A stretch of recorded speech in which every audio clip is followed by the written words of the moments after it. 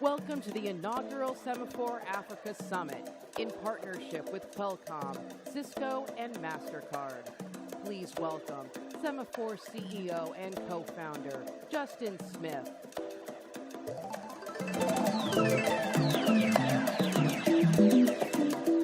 Good morning. The technology is very modern. Good morning. I hope you can hear me. Welcome to the Gallup Great Hall and the inaugural Semafor Africa Summit, where across the next few hours we're going to hear from leaders from Africa, from America, and around the world on a range of topics tied to Africa's emerging and ascendant role in the global economy. My name is Justin Smith. I'm the co-founder and CEO of Semafor. And for many of you, I imagine this might be your first interaction with Semafor as a company or as a brand. And so if you'd allow me just for a few minutes to briefly introduce ourselves. Semafor is a new global news brand that launched 7 weeks ago on October 18th, 2022. And while we are a humble startup with a humble attitude and a lot of gratitude towards our friends and our future, we are a startup that was created by some of the most successful and experienced leaders in the global news industry, with a newsroom that is led by our editor-in-chief, Ben Smith, who was the founder of BuzzFeed and was at the New York Times as well. Our mission at Semafor is to address the crisis of consumer distrust in news through high-quality, independent, transparent journalism in our products and our experiences. And we are pursuing this mission across the entire world. But in this first phase since launch, we have focused on 2 regional editions, a Semafor U.S. product and our first international edition, a Semafor Africa product. We chose Africa as our first international edition for 2 reasons. First, because of the ascendant, exciting, and essential role that Africa will play on the world stage in the coming decades. And second, that despite its growing importance, Africa is poorly and intermittently covered by the global news media, creating an opportunity for a new, modern market entrant focused on the future, not the past. Semafor Africa is led by Yinka Adegoke and Alexis Aguijiram, who are here, 2 of the greatest talents in African journalism. They will be leading many of the discussions here on stage today. We have, or will soon have, bureaus in Lagos, Nairobi, Johannesburg, as well as a network of over a dozen correspondents across the entire continent, which will make Semafor Africa, in its first year of existence, one of the larger news gathering operations on the continent, with far bigger operations than the New York Times, the Washington Post, the Wall Street Journal, or the Financial Times. Semafor Africa breaks original news, curates the smartest content across the continent and beyond, and provides sophisticated insights at the nexus of African economy, politics, business, and technology. I hope you'll sign up for Semafor Africa's 3 times a week morning email, newsletters, and bookmark semafor.com to make us part of your daily reading habit.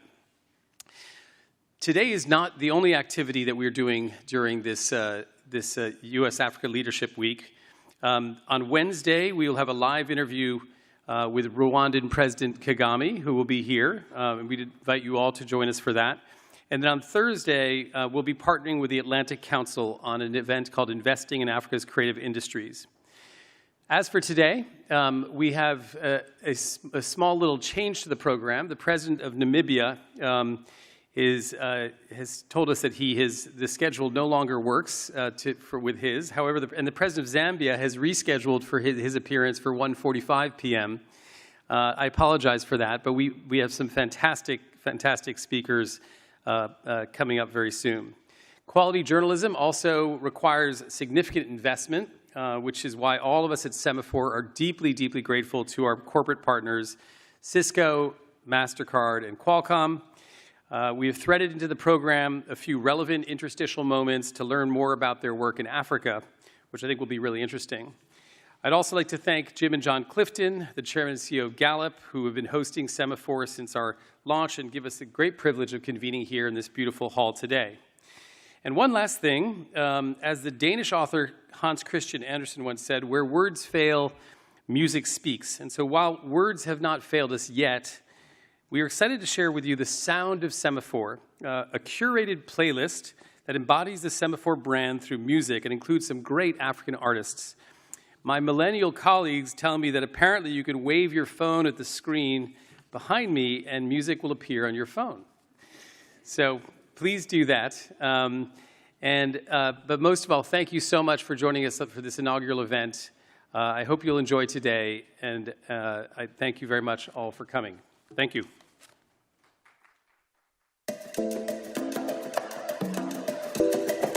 Our first conversation of the day.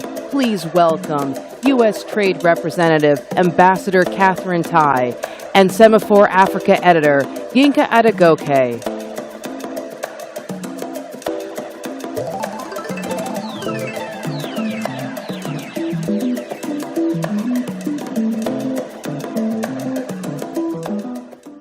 Okay. Thank you, everyone, for being here. I am very excited to welcome Ambassador Catherine Tai, United States Trade Representative, and everyone knows my expertise on trade. So, but here's the thing that's really interesting about this week. Of course, President Biden is the most important person from the United States perspective this week with the U.S. Africa Leaders Summit, but I would hazard that you're the second most important person. And the reason for this is the importance of trade to the future of Africa, to the future of U.S.-Africa relations.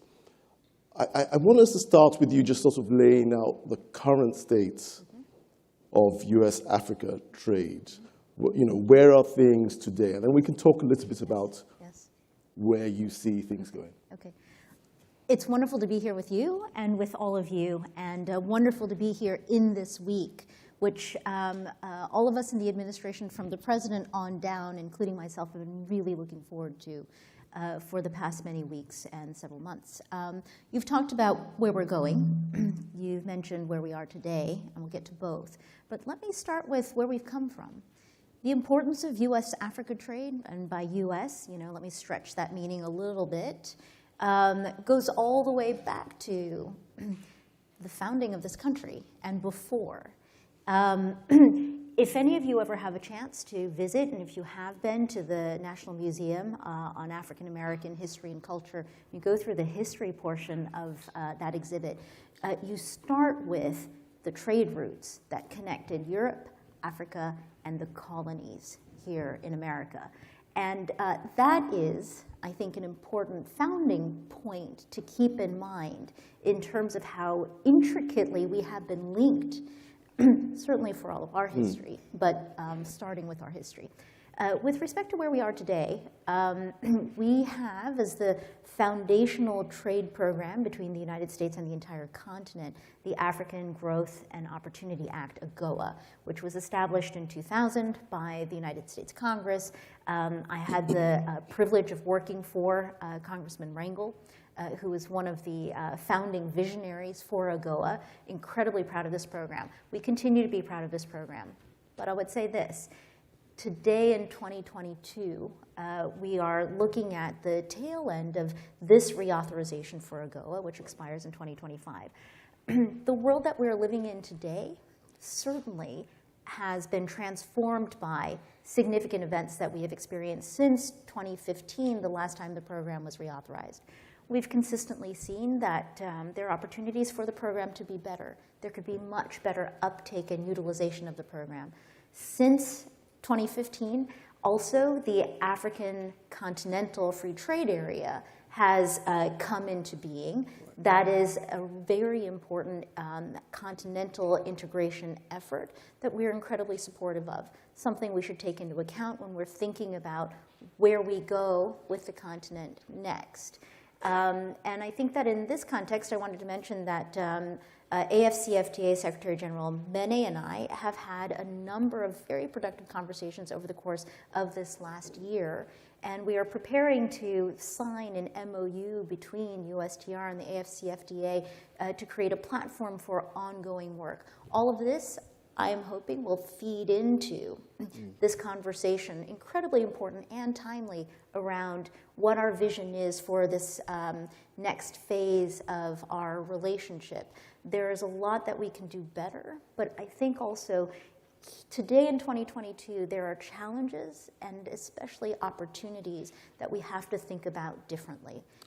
Is AGOA the, when you think about the future of AGOA, is it, from your perspective, are you thinking more about how to improve it, or are you thinking about totally, sort of tearing it apart and coming up with something completely different for this new period with the FCFTA and other developments? So it's important for me to emphasize that AGOA is a partnership. It's a partnership between the United States and the African continent and the countries on the continent. It is also a partnership between the executive branch and the Congress. It is really the Congress that is responsible for this particular program. So I would be very remiss not to take that into account. That said, I think what we are seeing across the board in our trade practice is an opportunity that's coming out of challenges. A lot of our traditional trade programs are demonstrating that they have worked and that they are hitting some of their limits. With respect to AGOA, I think that if we review how AGOA works, it is a preference program where the United States grants unilateral preferences and tariffs to developing countries with the theory, the economic theory, that these preferences into the U.S. market for specific sectors will help to stimulate development in our developing country partners. And I think that the real focus of the conversations that I'm having with my trading partners now on the continent and across the emerging economy world is that what we are looking for in terms of breaking through on development is, yes, trade preferences, but even more how to attract investment. Right. Yeah. This is where I was going next, because this seems to be, these are the conversations that I have, or that I hear, comments I hear, that we want something far more substantial, far more significant in terms of the way the United States works with individual African countries. And I think many people, particularly I guess the mid-sized to larger countries, are more interested in the bilateral relationships, a deeper, more significant free trade agreement. Yeah. Now, and I know you had a sort of a light version with Kenya in 2020, or was it 21? But where do you see that evolving? Do you see more of those happening? What's the thinking on the FTAs? So I like the way you've posed the question, because what you've said is, well, AGOA is kind of foundational, and then we want to explore what next. And the middle-income countries, the ones that are really poised to figure out how to break out of that middle-income trap, to break through the ceiling, are now looking at AGOA and thinking, what happens when we graduate? Right. Is there a penalty? Is there a cliff that we go under? And what you said was a lot of these countries are looking at the bilateral relationship and looking for something more substantial, more meaningful, and then you went like a free trade agreement. I think this is where we see the real opportunity for innovation and expansion, for listening and partnership. The FTA is our other traditional trade practice, right? So we've got trade preferences that work for development, and then there's the full-on comprehensive FTA. I think that where we would like to explore is that middle ground. If you look at our FTA practice, especially with developing countries, I think there's a very, very good question around how successful have we been in bringing that substantive, meaningful opportunity and converting on it. So what we've done with Kenya on a bilateral basis is we've scoped out a strategic trade and investment partnership. It was just in Nairobi in September for President Ruto's inauguration, where I had the great privilege and honor of leading President Biden's delegation to the inauguration.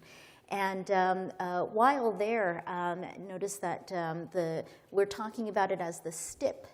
And our folks on the ground at our embassy are, pitching, well, the STIP is a step in the right direction. I think that if you look at the way we've scoped the Strategic Trade and Investment Partnership, what we're looking at is building out those parts of a traditional and also a new kind of trade relationship and trade partnership that's focused on resilience and especially inclusion, and that we see as working to complement the AFC-FTA's program in terms of continental integration. Where we go from there, I'm very much hoping that the work that we do in the STIP will help us to figure out then that next level in terms of the positive signals for investment, to attract investment and stimulate the long-term investment in Africa. We will be able to collaborate to develop together.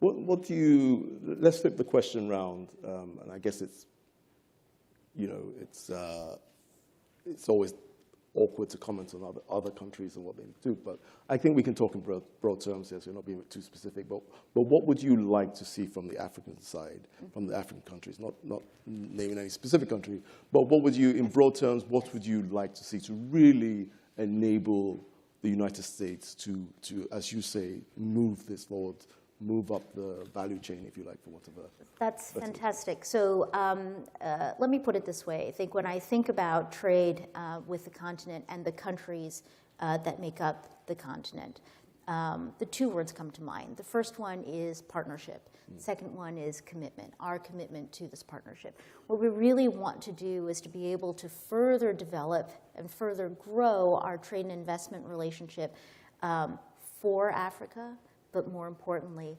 with Africa. And so what I am really looking for from our African partners is that partnership bit.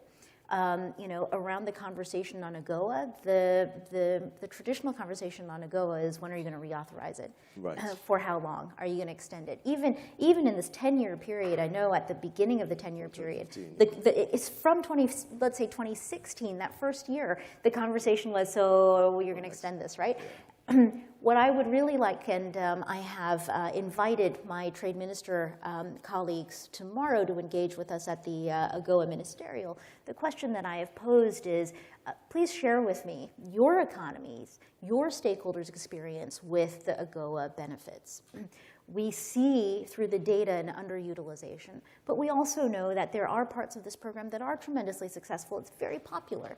Help us figure out what is working and where it's falling short. And then also we want to hear, and I think this is really informative in terms of the scoping of the Strategic Trade and Investment Partnership with Kenya. I really went through multiple rounds with my counterpart at the time, Cabinet Secretary Betty Maina, asking her, what is it that you want from us, from this partnership in the next phase? And two of her highest priorities that she articulated, and she is so very smart. She's one of my favorite counterparts I've met. The two of her highest priorities were, one, investment, to be able to draw significant investment in to her economy, and the second one was capacity building. And I think that makes very, very good sense. How does the United States enable that or help with that? I mean, is it just about putting more cash in, or are there other things, other levers that you can pull to enable it? Sure. How does the United States facilitate that? Yeah. I think, first of all, we need our partners to share with us. Second of all, we need to be listening. We need to be listening to what the needs are. And I think that this is also a note that I've taken, which is capacity building, technical assistance, development, know-how and resources, it needs to be provided where the needs and the aspirations are. So in terms of how we go about this, I'm open-minded. There are the traditional ways in which we have provided capacity building technical assistance. But again, this is an era that is inviting innovation and new ideas. And you know, I think that in order to be effective, once again, I'll come back to the theme of partnership. We need to build strong partnerships and good communication between us to be able to chart this course together. What's at your meeting tomorrow? What's other highlights? What should your trade counterparts be expecting? Certainly. From it? So you can break the news here, because we are a news platform. Well, I don't know if I'm breaking news. I'm probably not. But just to inform all of you, we've got a good chunk of time set aside for this AGOA ministerial. The time will be split into two engagements, two roundtables. The first one will be with members of Congress. Again, you know, Congress is the author and the original creator of AGOA. The next version of AGOA in terms of that vision and sharing it and building it out is going to start with Congress. The second roundtable will be between trade ministers, and that's where I would like to probe more in terms of you know, leading the executive branch on trade. What should the vision be? Where are the needs? How can we make this better? And you know, for the short term, the medium term, and the long term. So will there be any specific announcements coming up? I know you're really mining this. I guess you'll just have to wait and see. But I want to come back to that point about, you know, what the African countries should do or should be doing in terms of, you mentioned capacity building. Is that simply about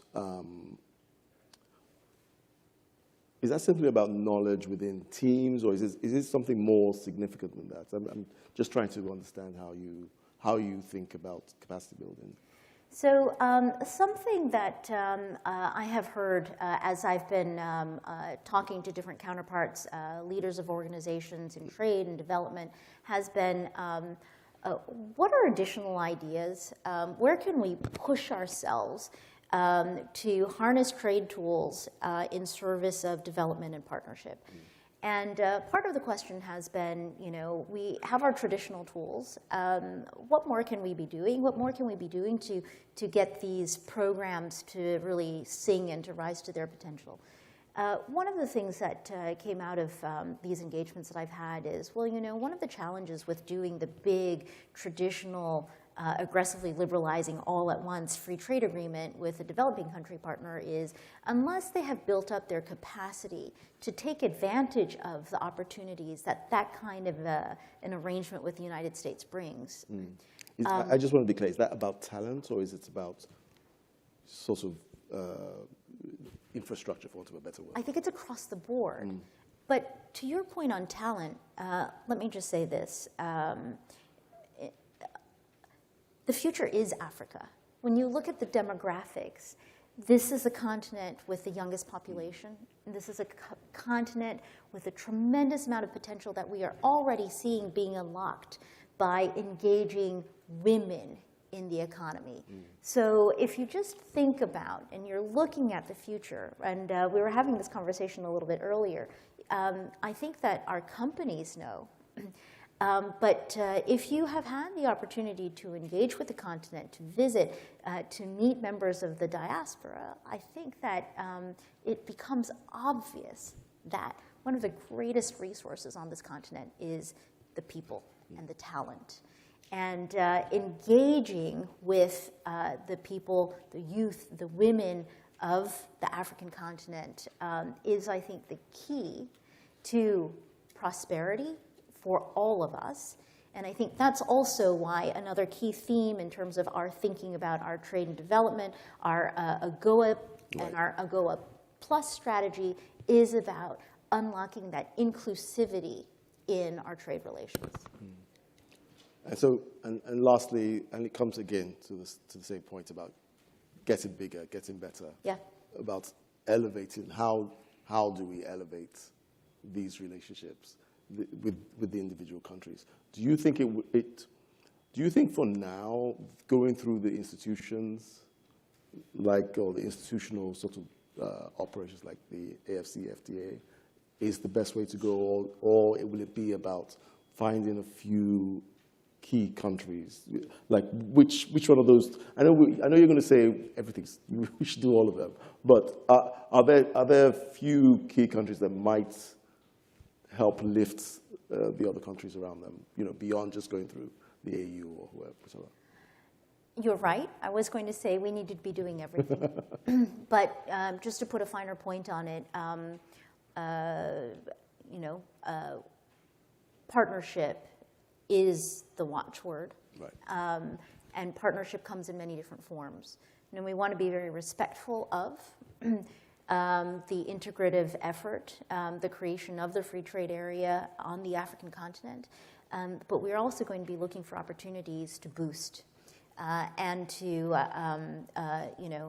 demonstrate our commitment to this partnership. So yes, our most developed and articulated program right now on a bilateral basis is with Kenya. We have very strong relations with a number of the countries on the African continent. And we're looking every day for opportunities to break through more. And, on this I would just note, I think in terms of disruptive experiences we've all collectively had over these past years, let me just really emphasize how important and painful the pandemic experience has been. And share with all of you that in struggling to think through how we work towards a pandemic recovery, which can lift the global economy, Africa is very much on our minds, including at the WTO, in terms of our leaning into modifying the intellectual property rules to try to facilitate an expansion of production and more equitable distribution. One of the most powerful lessons that I took was when looking at vaccine production, seeing that Africa does not have a supply chain to supply its own people. And that part of the conversation around industrialization, for some economies of reindustrialization, is something that I want to indicate is something that we are thinking about here in the United States for ourselves as well, this program of reindustrialization, and something where I think that there is huge potential for partnership with Africa in thinking about supply chains, industrial partnerships, and how we can facilitate the creation of a new version of globalization that breaks free from some of the more traditional patterns of some countries only providing the lower value upstream inputs into supply chains. How can we truly partner and share the links in supply chains in a vision for globalization going forward? So I'm hoping that all those questions get answered tomorrow. Ambassador, I want to thank you. I want to thank you for your time. That was an engaging conversation. Please join me in thanking the Ambassador.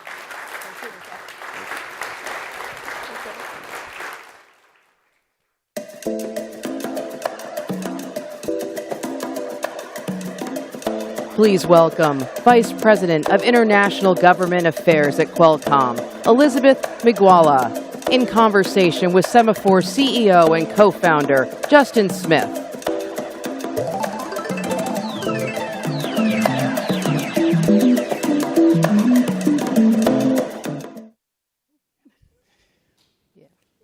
Good morning. Well, we're going to, after that sort of macro, very interesting conversation with the U.S. Trade Representative, we're going to shift to a corporate perspective. As I mentioned earlier, Qualcomm is one of our partners for this event, and I'm thrilled to introduce and welcome Elizabeth Migwala, who is the Vice President for International Government Affairs for Qualcomm, one of America's most successful technology companies. Elizabeth has had a great career in in this field. Spent several years at the Boeing company before Qualcomm, is based in South Africa. So welcome to the Semafor Africa Summit. Thank you for your partnership. And we would love to just start with just a quick overview of Qualcomm's business across the continent. Well, firstly, thank you very much. And I tell you, sitting up here, this really looks impressive. That's the first thing I'll say. Secondly, coming after that really insightful session, I think the bar has been set really high. So I think good things to come. And thank you for having me here on behalf of Qualcomm. We're glad to be here.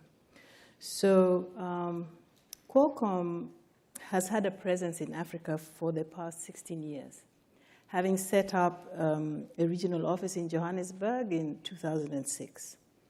Now, as a company that has been at the center of transforming connectivity, and one that has a really unique position in the mobile broadband ecosystem, as an inventor, first of all, of breakthrough technologies, but also as an enabler of partners to succeed in mobile broadband. We have, for the last 16 years, been continually engaging government, industry, ICT stakeholders on a variety of policy and regulatory conversations. And all of them, over the last 15 years, have been focused on one thing. How do you create an enabling environment in the various African countries and across the continent for consumers, for users to meaningfully gain the benefits of technologies? And specifically, this has been over the years, third generation mobile technology, fourth generation, and now at the cusp of the fifth generation technology. So that is the main focus we've had over the last 16 years. So I was going to go on to priorities. Obviously, you have a lot going on across Qualcomm, but you ended there just with a comment about 5G. And of course, as you know, I think 5G is not currently that ubiquitous, if at all, across the continent. Can you just walk us through the timeline, the possibilities, and the opportunities for 5G in Africa? Yes, let me just start by saying that our single priority for 2023 is to get 5G successfully adopted in the continent. And many may wonder and ask, what does that look like? And oftentimes when technologists talk, we tend to go into our technology speak. But let me just say that until and unless normal users, citizens on the African continent can benefit from those potential capabilities of this generation of mobile, we cannot say that we have succeeded. So picture a 5G adoption as a loop that doesn't close until everybody on the continent can use it to do life, okay? Not technology for technology's sake, but technology as a tool to learn, a tool to trade, a tool to gain government services. All the activities that need to take place to make that happen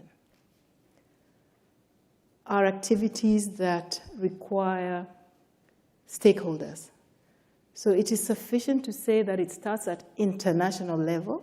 That's why this conversation is good. At international level. It goes to continental level, where the international requirements or provisions are tailor-made for Africa use.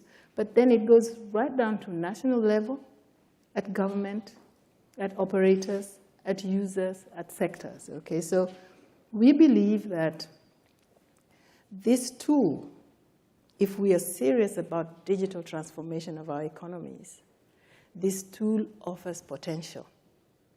But it's just that. It's just potential. Until and unless the African continent, I mean, there is no one African continent, but when I say that with due respect, I mean the African citizens are able to deploy this technology in a manner that is appropriate. Only then can we say that we've been successful. So that is my sole focus for 2023. And what is Qualcomm's view on the timeline for 5G across Africa? Yes, so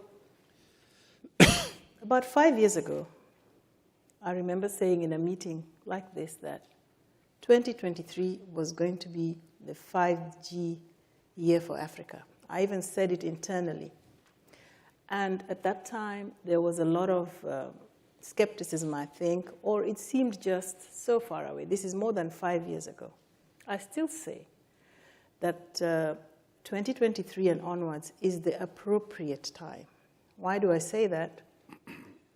For developed countries, 5G, which is a sort of commercial term, for developing countries, the term is IMT 2020. Ignore the terminology, but just know that the standardization for technology for developing countries very much depends on what happens at the International Telecommunications Union. That is the body that developing countries, all African countries without exception, look to for standardizing new technologies such as this, for the rules and regulations. Okay, so the standardization work was completed in 2020. We are in 2022. This is a technology that should see us through the decade to 2030. So the timing is right because the standardization at global level is barely 2 years ago, but also our countries are developing those rules and regulations now. And thirdly, if there have been any lessons to be learned by the front and forerunners that adopted 5G, those are the lessons that we don't want, that we want to learn. If there have been mistakes, we have opportunity to skip over them. So it is happening. It will happen. It is happening. It is the right time. But it's going to take engagement on the ground to make it appropriate for the African countries. Thank you. And so just one last question as as the time closes here. So you're in Washington this week. I think you're going to be making some announcements coming up? Yes, absolutely. And you know, what a pleasure. So like I just spoke, as we move into the era where we say everything is going to be connected, everything and everybody will be connected. That is the truth. That is what we are doing. Superimpose that statement on Africa as a continent, and particularly think about the things I'm going to say next. This is the one continent that has what I call the youth dividend that is greatest. And I think, for those who don't know, 60% of our population is below 30. 60%. That's over 800 million people on the continent. Picture that group, that segment of the population. They are young. They're digital natives. What do they want to consume? Okay, they want the best. But also picture them as the future innovators, as well as the future consumers. And the third point is that formal employment is neither forthcoming, nor is it even desirable by many of them. So when you superimpose those two factors, and you sit as Qualcomm, or those of us who are practitioners on the continent for many years, that conversation with the continent must change. And so for Qualcomm, we have taken the view that over and above our policy engagement, which continues and must continue, we are introducing what we're calling an innovation pillar. Okay, so what we're going to announce is a program we are calling the Qualcomm Innovation Program. And I just want to look at my notes. It comprises 4 activities. Okay, the first one is Qualcomm Make in Africa. It's brand new. I'm not even sure that I'm allowed to talk about it yet, but it's Qualcomm Make in Africa Startup Program. This is an equity-free mentorship program that we want to use to identify promising early-stage startups who are keen on applying advanced connectivity processing technologies to innovate end-to-end systems. The stuff we do, but that we want the African youth to do for themselves. It also has a Qualcomm University Relations Program, simply where we bolster research and educational capabilities in select African universities, research labs, and students. And this is not new. Qualcomm has done this in other regions. What's new is we think this is a good time to see how it works out in African universities. It also has a Qualcomm Wireless Academy, a training arm, as well as Qualcomm Wireless Reach, our corporate responsibility program. Now, with this package of activities, we believe that if there are innovators in Africa and startups in Africa that are going to be the next thing, we want to find them. And we think this is the time that we should launch such a program. So as I look at you, remember this is a partnership. I guess that there may be like-minded partners among yourselves who would work with us on this. And let's find innovators in Africa. Let's expose them to technologies and let them create the next best thing for our continent. Well, thank you very much. Please join me in thanking Elizabeth Migwala from Qualcomm. Thank you. Thanks very much.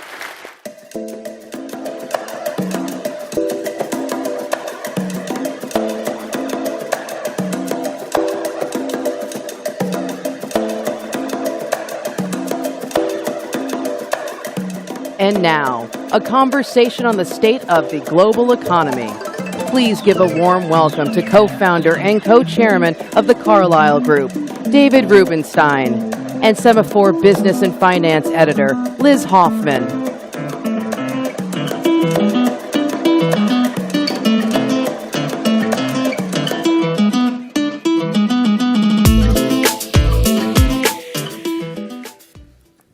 Well, thanks to David for joining us. David is the chairman of the Carlyle Group, which invests about $400 billion around the world. He's also the owner of 11 copies of the Declaration of Independence, the only copy of the Magna Carta in private hands, and a stake in Semafor. So we're thrilled you could join us. I want to start with high level. We're 3 years out, from the start of the pandemic. Developed countries, developed economies are all back to where they were in 2019. That is not true, by and large, of the developing world and Africa. I mean, what's your view on where we go from here, from global inequality, and from really some of the trends that were in train before the pandemic through everything? It's a general rule of thumb. Most humans like to take care of themselves first. And so in the developed markets, when they had the problems of COVID, they generally took care of themselves first, make sure the vaccines were there first, make sure their people had healthcare supplies, and they didn't pay as much attention as maybe they should have to some of the emerging markets. So the emerging markets got less good healthcare treatment. They didn't have access to vaccines quite as quickly or as nice as we did in the developed markets. So, and their economies also had a lot of money being pulled out of the emerging markets as a result of people being worried about where the economies were going during COVID. So less money was invested in some of the emerging markets. And so as a general rule of thumb, as we come out of the COVID period of time, the developed markets are in better shape than the emerging markets, but the developed markets are not in perfect shape. There are many people that think we'll go into a recession in the United States. Some people think Europe is in a recession now. Obviously, China has got some economic problems as well. So nobody's in perfect shape right now. I think the emerging markets have some bigger challenges. And one of the biggest challenges, which isn't commented upon as much, is that the dollar has strengthened so much that it has really made less strong and less effective the currencies in many of the emerging markets. So if you borrow money in dollars and you have to, in effect, earn your money back in your local currency, you've been hurt a lot. And the dollar, while it's weakened a little bit lately, is still very, very strong compared to where it was 2 or 3 years ago. And as we continue to increase interest rates, the dollar will probably strengthen a bit more, hurting the emerging markets a bit. So you mentioned interest rates. I think we'll hear from the Fed later this week. I think the expectation is 50 basis points. Yeah, it's an interesting phenomenon. I worked in the White House for President Carter, and in those days, initially Bill Miller was the chairman of the Fed. Then he was replaced by Paul Volcker. If you remember back to those days, and it looks like most people are not old enough to remember back to those days, but in those days, the Fed didn't tell you what it was going to do before it did it, and it didn't explain what it did after it did it. And that was thought to be, the way the Fed operated. Under Ben Bernanke, we went to a policy of explaining what they were going to do, or what they did, more or less, after they did, to have press conferences, which they didn't have in the era of Paul Volcker, press conferences explaining what they did. Paul Volcker once increased interest rates 200 basis points over a weekend and never really went ahead and explained it and didn't tell you in advance they were likely to do something like that. Now, Jay Powell, who used to work at Carlyle, very smart person, he's not trained as an economist, and therefore he doesn't speak in Fed speak, so he can speak in English, and people can understand what he says, I think. He tells you kind of what they're going to do before they do it, and he explains why they did what they did after they did it. And so he's pretty much told everybody that you can expect a 50 basis point increase this week, and I'd be shocked if you'd get anything other than that. And I think the markets have now accepted that as evidence that the Fed is making progress on getting inflation down. So as a whole, I think the Fed is managing things as well as it could be in a situation where the Fed isn't to blame for the COVID problems we had, and COVID dealt with, it helped, in effect, produce higher inflation as well as some other things did. The biggest cause of inflation that we have in the United States now is probably the $5 trillion that we injected into the economy under President Trump and President Biden. And then the Fed also had quantitative easing, and they had interest rates at zero. That produced inflation. There are other factors as well, but those are the biggest factors. And now we're trying to make up for that inflation by increasing interest rates, and obviously it's working to some extent, but not as much as I think the Fed would like, but they're on track, I think, for where they want to be. The UN put out a report last month, and they urged the Fed to stop raising interest rates, principally because it hurts poor countries disproportionately to rich countries. And to your point about people looking out for themselves, I don't think central banks have an obligation to look out for others, but is there either a moral or a practical reason that the Fed should take a more global view of what it's doing? The Fed is chartered to worry about the currency and inflation. That's their main mission. In the 1970s, they were given an additional mission of worrying about unemployment. They don't have as a specific mission to worry about the strength of the dollar versus other currencies. That's not their specific mission. They do take into account, they look at it, but that's not their main goal. Their main goal was to make sure that we have inflation as low as we can get it within reason, and also that the impact on employment is not as bad as might otherwise be the case. The Fed has now said that they'd like to get inflation down to 2%, which is where it was for 25 years or so. 2% is maybe, in the view of some, too low, because to get inflation to 2%, you probably have to have your unemployment rate go up to 6%. Now, the Fed can't publicly say, well, I want unemployment to go to 6%. It doesn't sound good. So they just say we'd like inflation to be at 2%.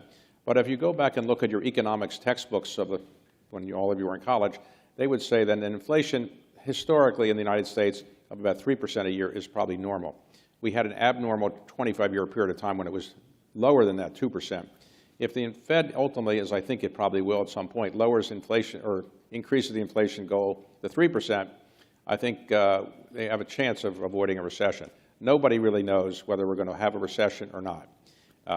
Everybody has written a memo to their files saying we're going to have a recession. And if we have a recession, they'll pull that memo out and say, guess what, I told you we're going to have a recession, because everybody's more or less predicted. This is the most predicted recession of all time. Eventually, we'll have some recession at some point, I don't know when, and when we have it, people will say they predicted it. But the truth is, nobody really knows, including the Fed, whether their increase in interest rates, even the more modest increase, is going to put us into a recession. Historically, when you increase interest rates this much, it does produce a recession or a hard landing. But right now, the Fed is mystified a bit why the unemployment rate stays so low. Normally, if you increase interest rates, you expect unemployment rate to go up, but it hasn't done so. In fact, it stayed roughly the same. There's some explanations for that, but that's one of the challenges right now the Fed has, is unemployment's not going up, and therefore the demand is still there, and demand is not, going down as much as they thought it would. I want to talk about investing in Africa. Carlyle has a small legacy fund. You've been in the space a long time. But I think, a third of sub-Saharan African countries have had a sovereign downgrade in the last couple of years, still a ton of political risk. How do you think about that, especially thinking about how emerging markets have done in the last 10 years? The theory of emerging market investments is that there is a younger population, higher growth, less competition, lower prices. And that was what led people to come to the greatest emerging market of all time, which was the United States. When people came here initially, we were seen as an emerging market. Now, the phrase emerging market hadn't been invented yet. They were called other things. But essentially we were an emerging market, and we emerged, as emerging markets sometimes do. In the last 25 years or so, as the phrase emerging market took hold, there was a general consensus that if you invested in the emerging markets, you probably would get a higher rate of return with bigger risk, but higher rate of return than you would in the developed markets.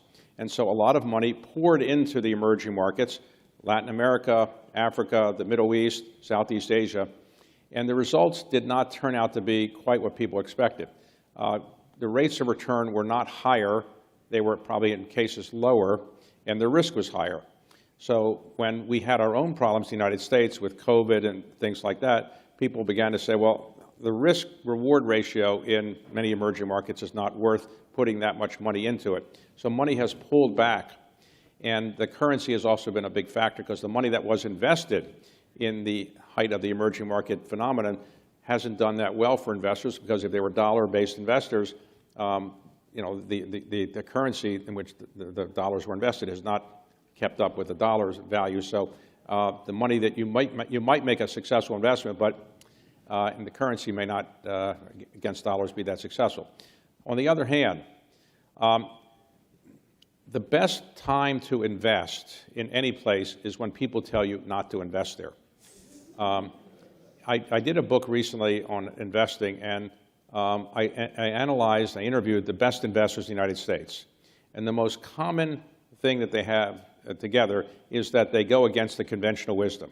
If you just go along with the conventional wisdom, you will be, you might as well buy an index fund. So what you really do want to do is find opportunities where everybody says don't do that, and then with some appropriate caution, do it. And right now, the most common mistake investors are making generally in the United States and around the world is, as the markets go down, public markets go down, they're pulling their money out. Of course, when markets were going this way in the tech world, people put their money in.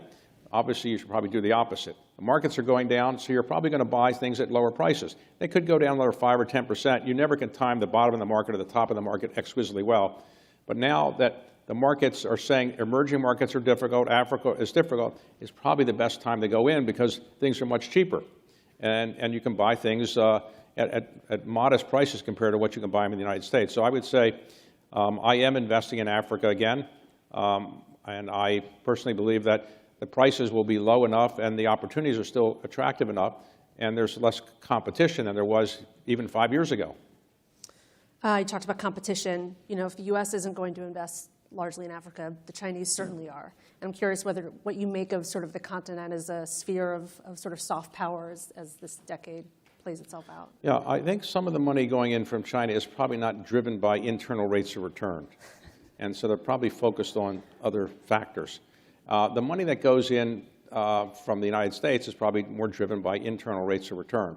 On the other hand, there's a lot of organizations based in the United States would invest global money, IMF and World Bank related kinds of organizations that are trying to help emerging markets, and they are willing to take somewhat lower rates of return than maybe a traditional investor. But if you think about emerging markets, remember the phrase emerging markets is relatively relatively new one. It's about 30 years old or so. Whatever you want to call these markets, they're markets which are not as easy to find investments, not as easy to find good professionals to run the companies, not as easy to find exit opportunities, but that's the challenge of investing. And if you're going to be an investor, you've got to take some risks. And this is probably now a pretty good risk-reward ratio because prices are lower. There's less competition. You probably can negotiate the deal you want much more readily now in Africa or other parts of the emerging market world than you could 5 years ago. We'll talk about coming out of the pandemic. For a lot of reasons, Western companies are trying to diversify their supply chains, be more resilient, much less reliant on China, both for economic reasons and political reasons. How dramatic do you expect that to be? And then who are the global winners and losers in that? Where does that activity go? The activity of supply. Yeah, like if you're a Western company, you're trying to say, I want to get less of my stuff from China. Where does that go? Well, when we had COVID in this country, we finally realized how dependent we were on the supply chain for medical supplies of China and other countries, say in Asia. So there was a big push, and there is a big push to not be so dependent on third-party countries for vital supply chain things. So some companies have now begun to move their supply chains closer to the United States and maybe not so focused on China. There's a cost to that. I mean, the reason that people had these supply chains that were dependent on, let's say, China or other things is it was the lowest cost provider, and therefore you had inflation lower. So when you change your supply chain, almost by definition, you're probably going to have a higher cost of buying products or services, and therefore more inflation. That's a trade-off that I think the United States is willing to make in certain areas, certainly healthcare. Clearly, semiconductors is another area we're willing to make that trade-off. But you have to recognize it's hard to reduce inflation when you're bringing supply chains back into the United States at higher costs. So there is a trade-off there. But I do think the United States is interested in doing this, and companies are interested in doing this, because nobody wants to be hauled in front of a congressional committee and saying, why are you getting all your products from China or something like that? So I think every company's trying to do more than they did before to change their supply chain, but I don't think they're going to make it completely the case where they don't get some things from China, but it's going to be much different than it was in the last 20 years or so. Where does that go? Southeast Asia, Latin America, Africa, Europe? Well, some will come back to the United States. Some will go to other places in Southeast Asia that don't have as much political risk. So Vietnam, Korea, some Japan, some modest amount in Singapore, Malaysia, some other places, and India as well. So more and more things will get produced there. If they had been the lowest cost provider for the highest quality services, it probably would have gone there before. But this will take some time, and I think China recognizes this is a big challenge. I think Apple announced the other day that they would like to begin to make their iPhone essentially from parts not produced at all in China. Yeah. Time for one more, I think. There's an argument that we've seen peak China, that the Communist Party doesn't quite have the control over the economy that everyone assumed that they did. I think sometime next year, India's population is going to surpass China. They're democratic, English-speaking, educated.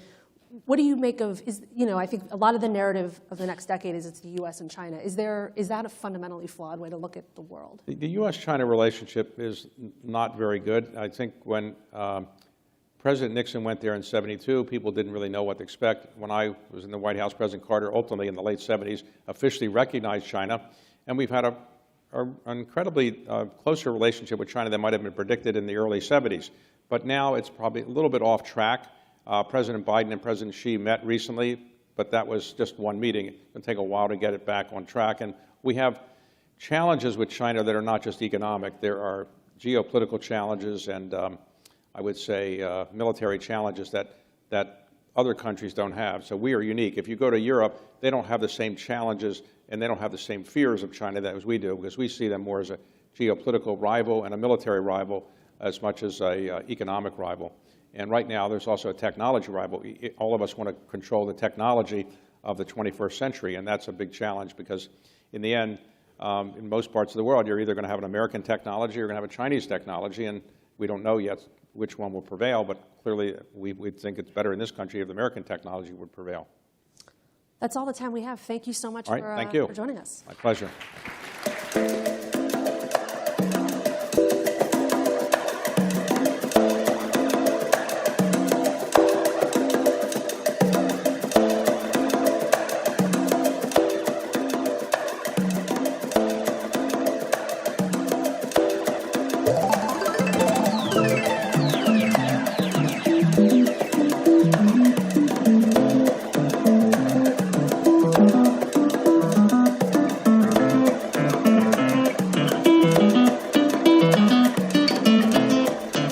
Now, for a discussion on resetting Africa's economies for new opportunities, please welcome President of Mitel Group, Mohamed Douji, Co-founder, Tofino Capital, and Senior Fellow, Atlantic Council, Aubrey Ruby.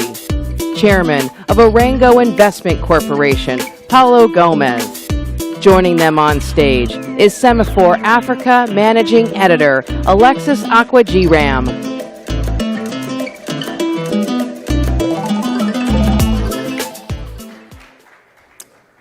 Well, thank you so much for joining me for this panel. This is Africa's economies resetting for new opportunities. So I think logically it makes sense to start with where we are right now. We're coming off the back of the pandemic, the war in Ukraine, a stronger dollar, rising interest rates, and all of this has made the debt burden much heavier for many African countries. We've seen Zambia and Chad restructuring their debt. Ghana is now in talks with the IMF and is having issues as well. I want to start with you, Paulo, and just ask you, what can be done to handle this debt crisis? Well, this is a difficult moment for many of African countries. We have done well for many years. I think it's important in this spirit of resetting to clearly also make things clear. There hasn't been some bad management of debt for many African countries. We are not in the cycle of the HIPC when the World Bank was put in place the process with IMF to the debt relief. I had the privilege to be at the World Bank at that time. There was many mistakes for many African countries. The debt we have now today is not a product of excess debt for consumption. We have used, many of our countries use the debt, the borrowing, for infrastructure. Mm-hmm. So that's the first thing. The second thing is that we still need to discuss about the size of our GDP. Because when you do the ratios about saying, oh, Africa, the size of the GDP, you are so indebted, there is rebasing that needs to be done. But as you know, in terms of the debt, the issue is not just how you spend the money. It's not about the size of your GDP, but also essentially an issue of your ability to pay your debt, your service. And that's the issue. We are not mobilizing enough resources domestically, and also many of these countries have to pay their debt in dollars. So I think it's very important to put that back into the context. Now, we came out from two major shocks. The one is the COVID, the second, the war in Ukraine, and also because we need to borrow for infrastructure. If you don't invest into infrastructure, you look at a country like Norway. I was in Norway a few weeks ago. 5 million people. And you see the size of the country, there's infrastructure everywhere. So you look at it and you say, does this country really need this volume of infrastructure with 5 million people?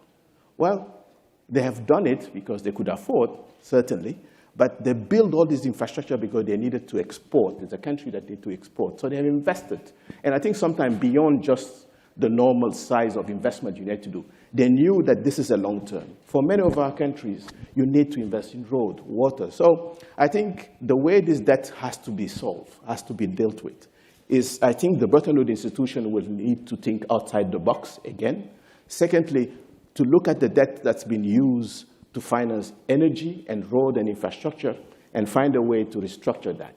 So that would be my recommendation about dealing with this issue. And just a quick follow-up. I mean, what role will multilaterals play in this? This is an opportunity for this Biden administration to have a very frank discussion with Africa. The international financial architecture needs to be reviewed. The institution that's been created in 1947 has been created essentially to deal with the construction of Europe and what we call now developed countries. It hasn't been designed to address our issues as Africans. So we need to go to the process of reviewing the Bretton Woods institution. And I think if the Biden administration want to send a signal that they are doing things differently for a new Africa with a new generation, there have been all this comment about the youth and everything. We need to review the Bretton Woods institution. We need to find a way for IMF to play a role much more strategic, for example, on climate change, and use some of the instruments like the SDR to finance adaptation and even conservation. I can mention about the issue of conservation later on, but I think we need a total review of the Bretton Woods institution and the international financial architecture. Well, a total review sounds perfect for a reset. And I love your mention of youth, which is an important point because come 2050, something like 1 in 4 people on the planet are going to be African. Aubrey, I wanted to bring you in on this because if we're going to reset, then the question is what happens next? Specifically, I want to ask, how do we make African economies more resilient? And before, just hold on, before you jump in on that, I wanted us to draw on some Gallup data that we have. We have some slides, as I understand it, that just point to the extent to which young adults are largely pessimistic about economies. If the slide's available, if not, we can go straight to answering that question. Okay, well, actually, there we go, there we go.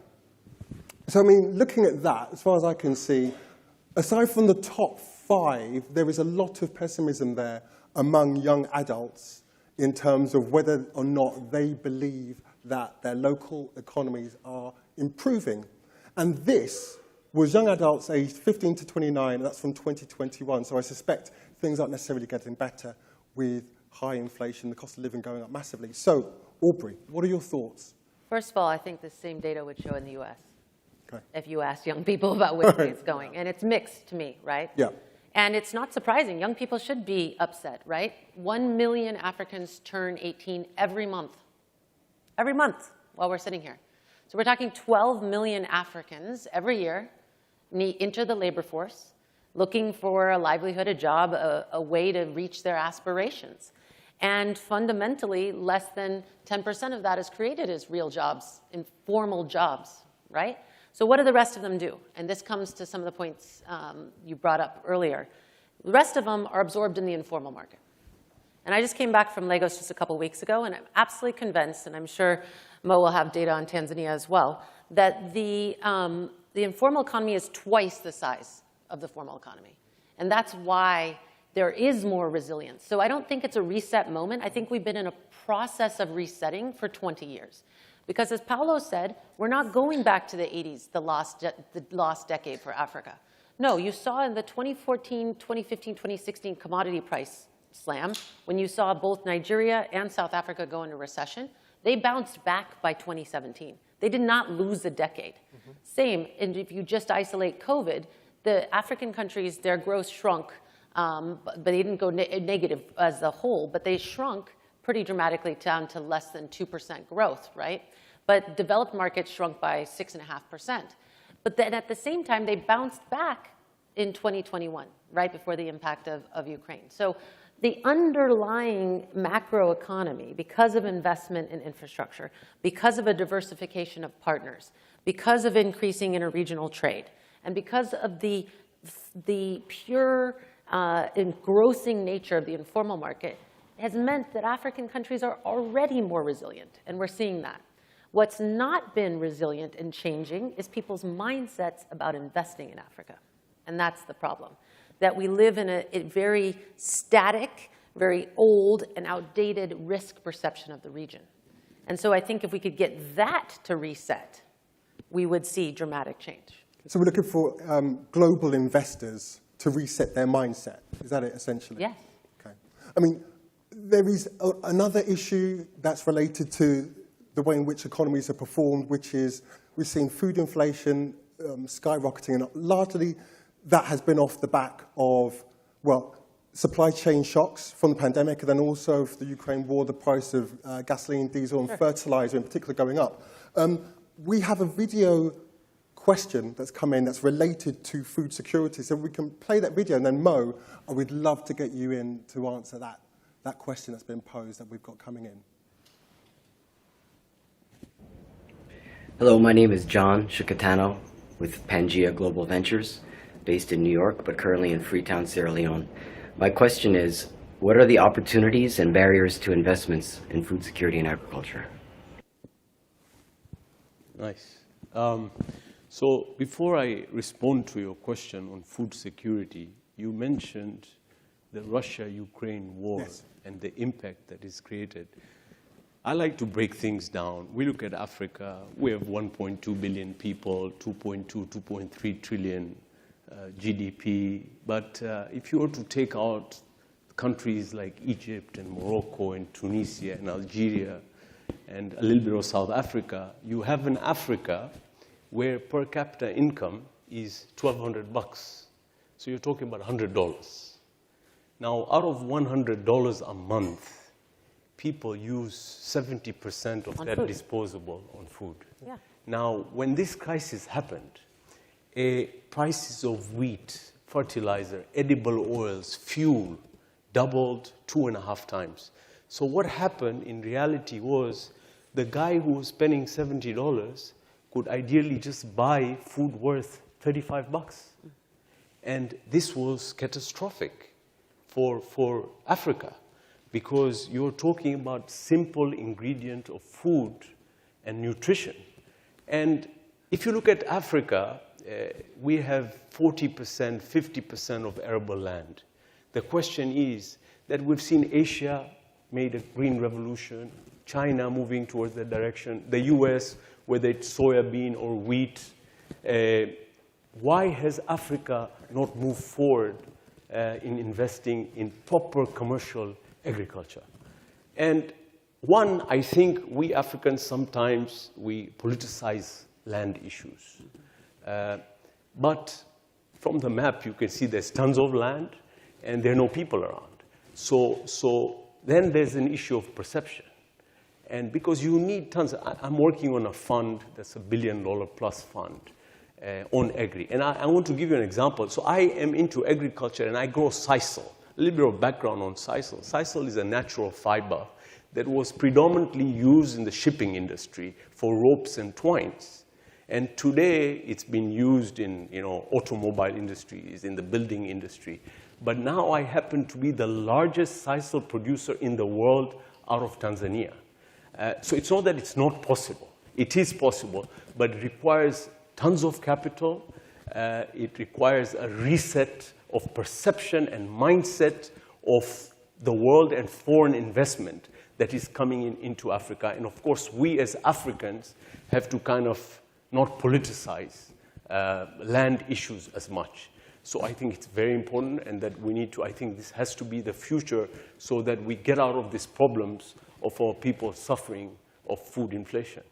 I mean, both of you have referred to the need for a shift, a resetting of the mindset of global investors. But how is that going to happen? So I put it I think, look at Mo's the largest exporter of sisal in the world out of Tanzania. How can we have more Mo's? That alone can help. Those success cases can and will help change. But also all of us in this room, because we are at the beginning of a long week. There'll probably be 40 different events on Africa business in this course of this week. And yet we will all see each other again and again and again. So it means collectively, we need to each be an ambassador for this effort outside of the rooms. And it might mean not going to Africa-specific events, but rather going to agriculture events or showing up at shipbuilding events or something of that sort, where you're showing the Africa opportunity to a room full of sectoral experts who understand the fundamentals of that business. I think for too long, we've had the Africa world and Africa business area in the corner. You Africa people, go talk to yourselves or talk to your things. But it's time that we then go and, Paulo's been doing it on infrastructure and, Minister Hart on green, and, going to different places and really doing the sector sell. I remember when Mimi Alamayo was at OPIC, they were doing experiments of doing road shows across the US, not saying, come listen to Africa opportunities, but saying, come listen to agriculture opportunities, and then later on telling them it was in Africa. And also, it's about knowing the African risk. Mm-hmm. Many people don't know the African risk. It's not about taking the classical measure of it. Mm-hmm. You have to know the African risk, and this is what we have to show other people. The second thing, that's the reason why this kind of summit is important. We need capital. And we don't want to be caught into geopolitics. When you need capital, you have to go and find capital where it exists. So I think it's also an opportunity to show the people that's why Africa doesn't want to get into the fight of the China, the US, in England, everything, because we need capital. Now, there are a lot of things that we have done with the Chinese that hasn't been well structured, I've seen. And I think we have learned our lesson. I don't think now many African countries will go in a project with China without having an investment bank with him, a lawyer, and then you do a proper negotiation. That was our fault. I think this thing of constantly pointing the finger to others is not an issue of the Chinese. It was our problem because we haven't put a proper framework to negotiate. So we need capital, and people have to send this message. But on the geopolitical side, what I do think is relevant is that Europeans and Americans, when they talk about African opportunities, they always start from a lens of risk.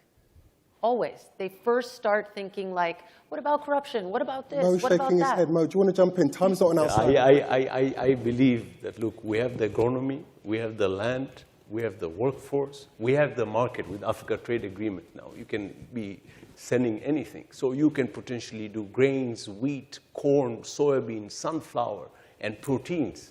And you have Africa to feed, and you have the world to feed. So I think there is an opportunity that is clear and simple in front of us. Sadly, I can see you're all poised, you're coiled, ready to go, but we're going to have to call it a day. Time is not on our side.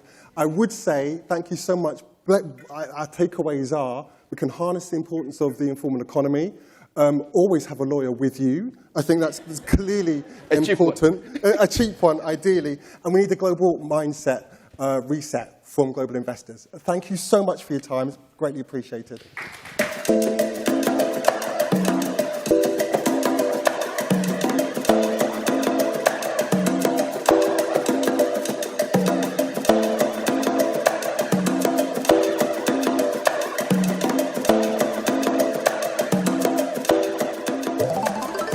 Up next is a conversation on the future of U.S. Africa commerce.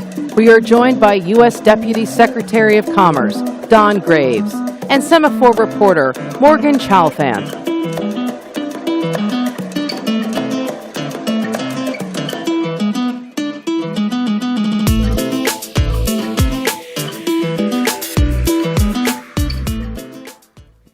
Thank you so much, Deputy Secretary Graves, for being here with us.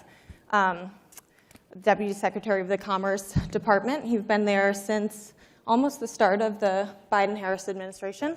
I wanted to start just because I was very struck preparing for this interview by a report about your ancestors and how they ran a taxi, horse, and buggy service on the same land where the Commerce Department sits today.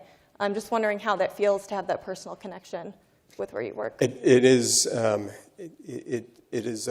something that I think about every single day when I walk into the building, that my ancestors operated a small business on that very same site of the Commerce Department.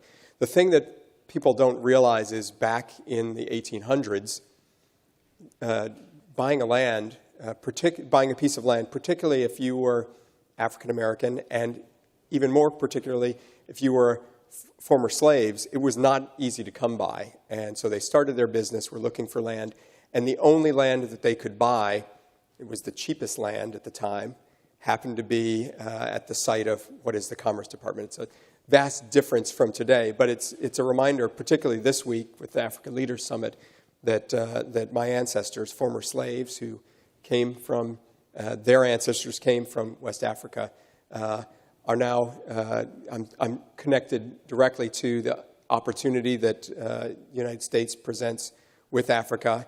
And so I feel a deep connection to both the work that we do and also to the continent. And you wrote an op-ed with Representative Gregory Meeks, who's the chair of the House Foreign Affairs Committee recently, calling for the U.S. to significantly increase its work investing in climate-friendly infrastructure in Africa. I'm wondering if you can talk a little bit about how you're doing that and kind of what the challenges are in accomplishing that. It is a great question, but I think as the chairman and I stated in the op-ed, Africa is the indispensable partner to the United States in a number of different areas. But you look at the future of the globe with the growing population in Africa, the very young population in Africa, and the economic growth that we're already seeing, it would be basically stupid on the part of the United States not to want to engage. And in very specific ways, we have real opportunities in partnership on the biggest challenges facing the globe, whether it's the climate crisis, whether it's food insecurity, opportunities in developing new technologies, new innovations. Our partnership with Africa is going to be, I think, a driving factor in long-term economic success for the United States, for Africa, and for the rest of the world. It's why we're so focused on, and the chairman and I talked about this, we're so focused on infrastructure investment, but not just general infrastructure investment. Infrastructure investment that really can change the continent, but doing it in partnership. So investment in the digital infrastructure, in the health economy, building more opportunities for clean energy, clean power. Those are the types of commitments that I think we'd like to see made between the U.S. and Africa. And I think that what we've already seen over the last 5 to 10 years is there's huge opportunity for the U.S. private sector.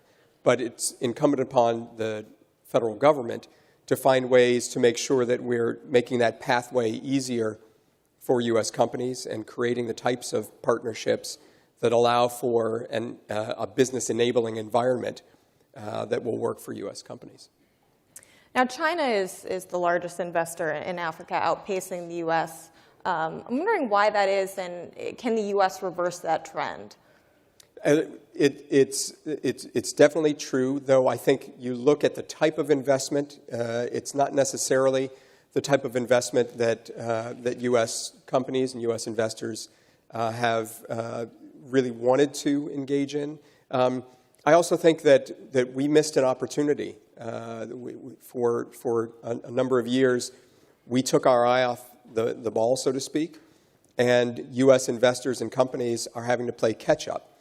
But I do think that the type of partnership that the United States can provide is something that in all of my bilateral conversations with African heads of states and ministers, the U.S. is the partner of choice when it comes to business. African countries and companies want to partner with the U.S. They want U.S. investment because our investment is bringing high capacity. We're bringing the best technologies and innovations, the highest standards. So this is both standards in terms of the way that we operate, but also the environmental standards, labor practices. We're also, we provide knowledge transfer, and this is critically important. The U.S. helps to build capacity in our partner countries as opposed to exploiting those countries. We know that we're also going to build the workforce capacity, the educational standards in our partner countries as opposed to bringing in tens of thousands of our own workers to do the work in Africa. So we are the partner of choice, and it's just a matter of us to make sure that we're building that business-enabling environment, that we're creating mechanisms and bringing the government financing and other resources that allow for those partnerships to happen. What do you think is the biggest challenge you face in trying to do that? It's helping to educate, helping to share the vast number of opportunities that there are. It's also making sure that the U.S. government is more nimble, that particularly our financing institutions, so DFC, Exim Bank, U.S. TDA, the Millennium Challenge Corporation, the other development institutions. We have to make these more seamless. We have to make them more flexible. We have to be able to move more quickly. That's one thing that some of our competitors have been able to do, like China. They are able to galvanize tens of billions of dollars very, very quickly and don't require the types of approvals that we do. But I think that the value proposition for U.S. investment and U.S. corporations is much better in the long run. So we just have to make that case a little bit better and also make the U.S. government solutions in partnership with the private sector more nimble, more facile, and able to move much more quickly. And the Commerce Department has the U.S. Africa Business Forum coming up this week. How do you define success? It's what I expect to have coming out of this engagement. Tens of billions of dollars of commitments, contract opportunities, investments on the continent, and deep partnerships with U.S. companies.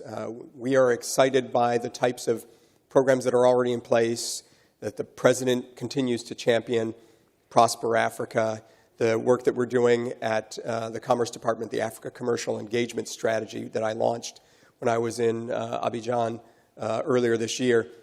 We expect that U.S. businesses, not just the largest businesses, we're all for large U.S. businesses, but small and mid-sized enterprises, that there's a range of commercial activities. And what we're going to see out of the U.S. Africa Business Forum is direct connections, these contracts. And it's, again, it's not just the largest companies. We have a deal room that is a virtual deal room that will allow small and mid-sized companies to engage. And the reason, as I said before, Africa is young. We want to engage our small businesses to work with the youth entrepreneurs all across the continent. We want to drive more women entrepreneurs across the continent. We have good opportunities here in the U.S. That, I think, will help us deepen the partnership. And we should be taking advantage of the fact that we have the largest African diaspora in the entire world, by far. 47 million people in the U.S. have a connection, an ancestral connection to Africa. Why we have not taken advantage of that in the way that we should is beyond me, but we're going to change that, and that's something that the President is very committed to. You mentioned women and women-owned businesses and diaspora-owned businesses, I know is part of your work and part of your focus. Can you give us a little more of a specific sense in kind of how you're trying to specifically reach out to those businesses? Well, part of this is certainly making it easier for women-owned businesses in this country to access opportunities. So the Africa Commercial Engagement Strategy is partially what we do on the continent, but partially it's what we do here. The thing that a lot of people don't realize is the Commerce Department actually has the U.S. and Foreign Commercial Service. So you can imagine that everyone knows about the U.S. embassies and at the State Department and our great colleagues there.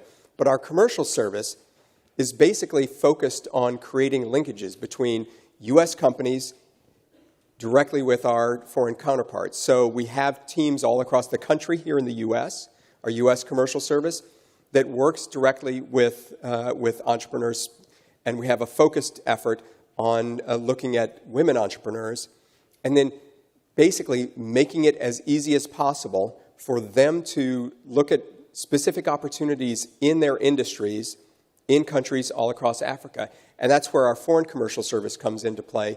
They work directly with businesses in country. They work to make the regulatory and environment work better for U.S. companies, make it easier for U.S. companies to understand the rules and the practices, and make those connections. And then once the U.S. companies have a fair and level playing field, U.S. companies will outperform the rest of the world, I have no doubt. But for us, it's critically important to make it easier for women-owned businesses in this country to see opportunities and then to understand how to make those opportunities turn into real business deals.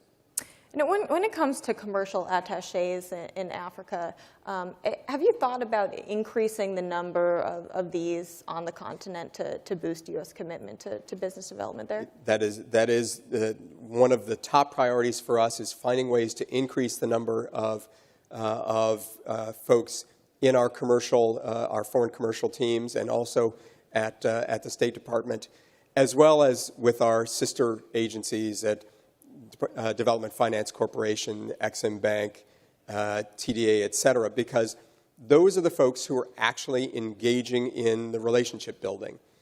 So, you know, Congress has to make their own decisions, but I know that the President's budget requests additional funds so that we can continue to deploy more of our folks to make it easier for U.S. business to succeed all across the continent. And speaking of Congress, in a few weeks, Republicans will gain control of the House.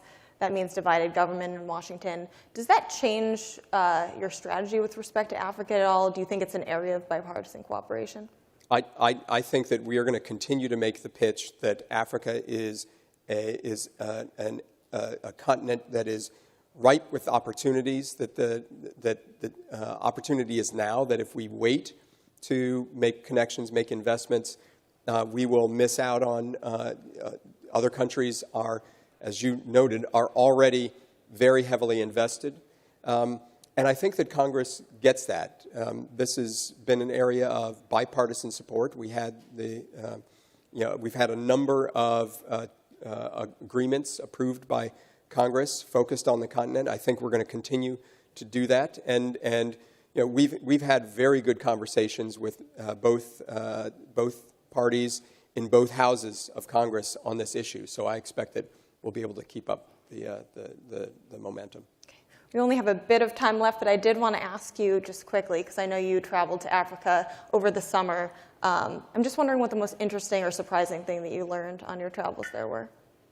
It was the receptivity to the United States. I think that a lot of people get the sense that Africa has moved on from the U.S., that it's looking to other parts of the world for engagement. But there is a deep connection. There are shared values with the United States. There's the same thing that drives sort of the American spirit, the American dream, this opportunity to, if you just push hard, you get a little bit of support, you can be successful, you can grow a business. I think that same level, that same type of spirit exists all across the continent. We just have to find ways that we can create more opportunity, more momentum for U.S. and African businesses to work together. Thank you so much. Thank you, Deputy Secretary Graves, and please give him a round of applause, please. Thank you.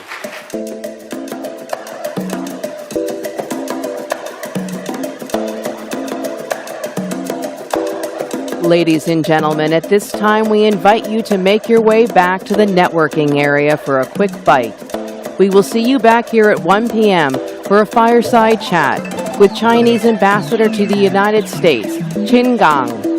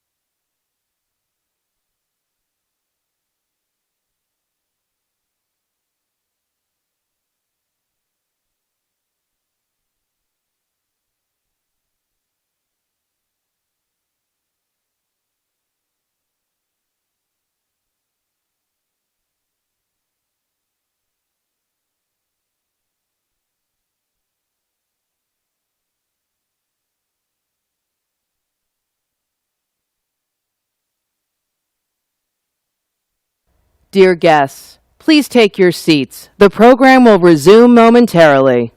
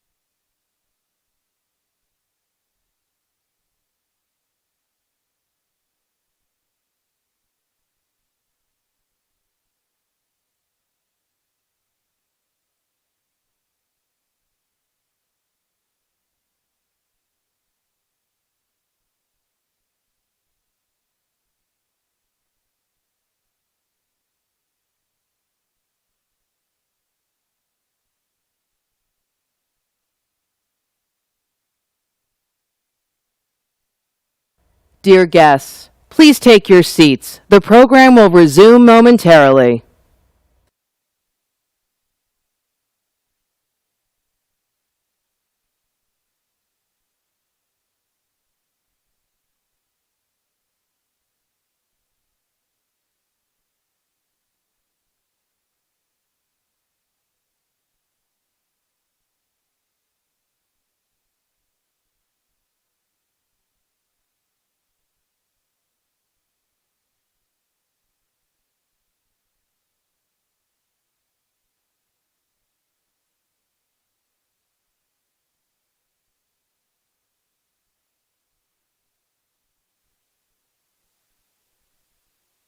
Dear guests, please take your seats. The program will resume momentarily.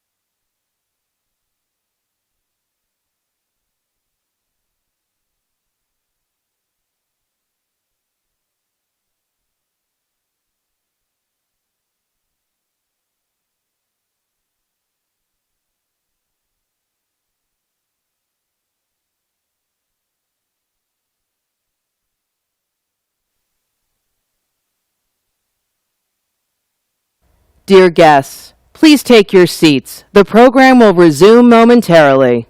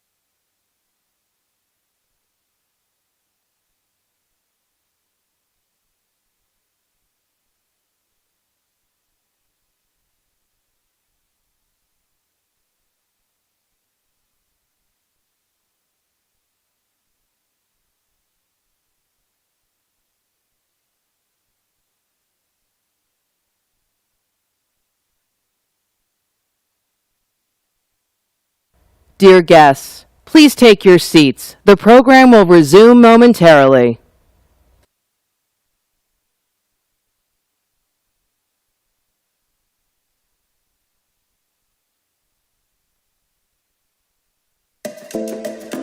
Ladies and gentlemen, a conversation on the China-Africa relationship. Please welcome Ambassador of the People's Republic of China, His Excellency Qin Gang, in conversation with Semafor Editor-at-Large, Steve Clemens. No,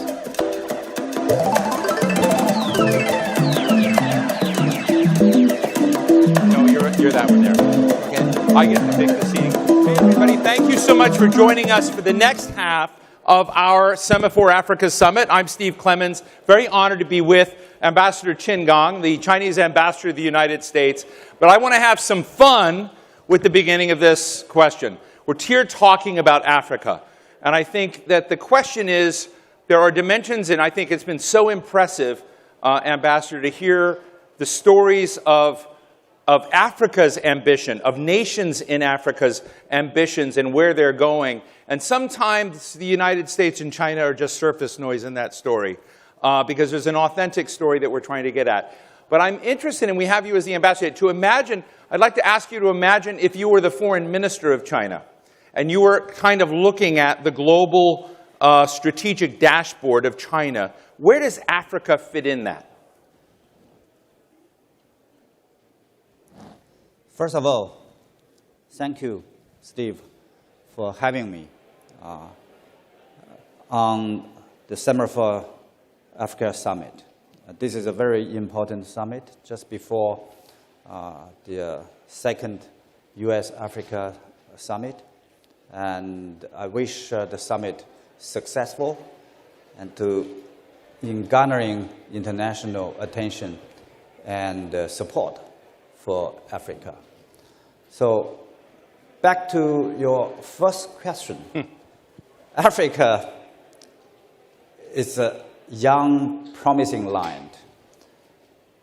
And China-African friendship is deep-seated and has a long history. And it's very popular in China. If you ask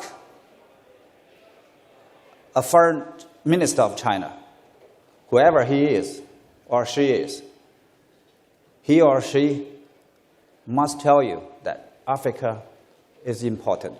China-African relations are the bedrock of China foreign policy. I'll give you an example. Every foreign minister since 20 years ago must visit African countries, at the beginning of every year. So the visit to Africa is the first outgoing visit of Chinese foreign minister. So that can tell us how important we attach. But and I know that there was a reshuffling of leadership in China. You were made a member of the Central Committee.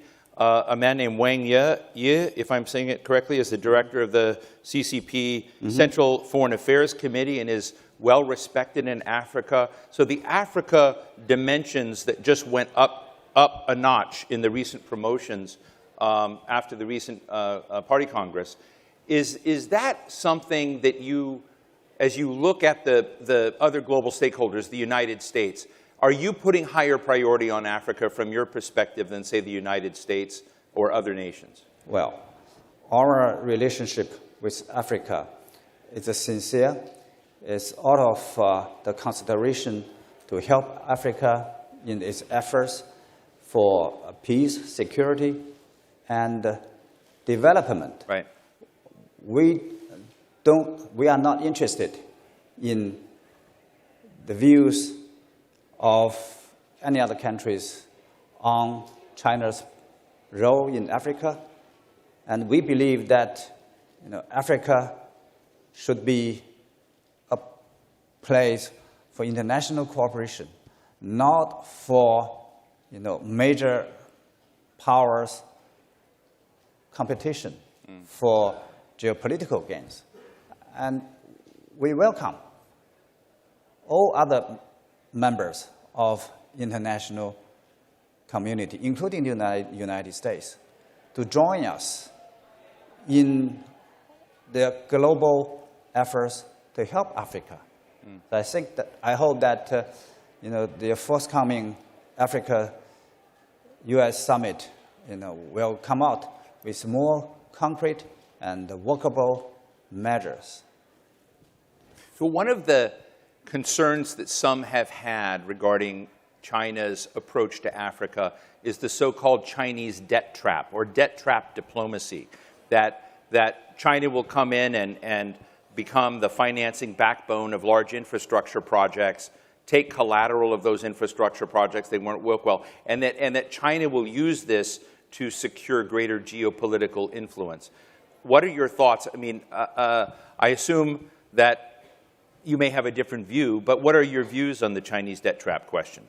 Well, China's investment and financing assistance to Africa is not a trap. It's a benefit.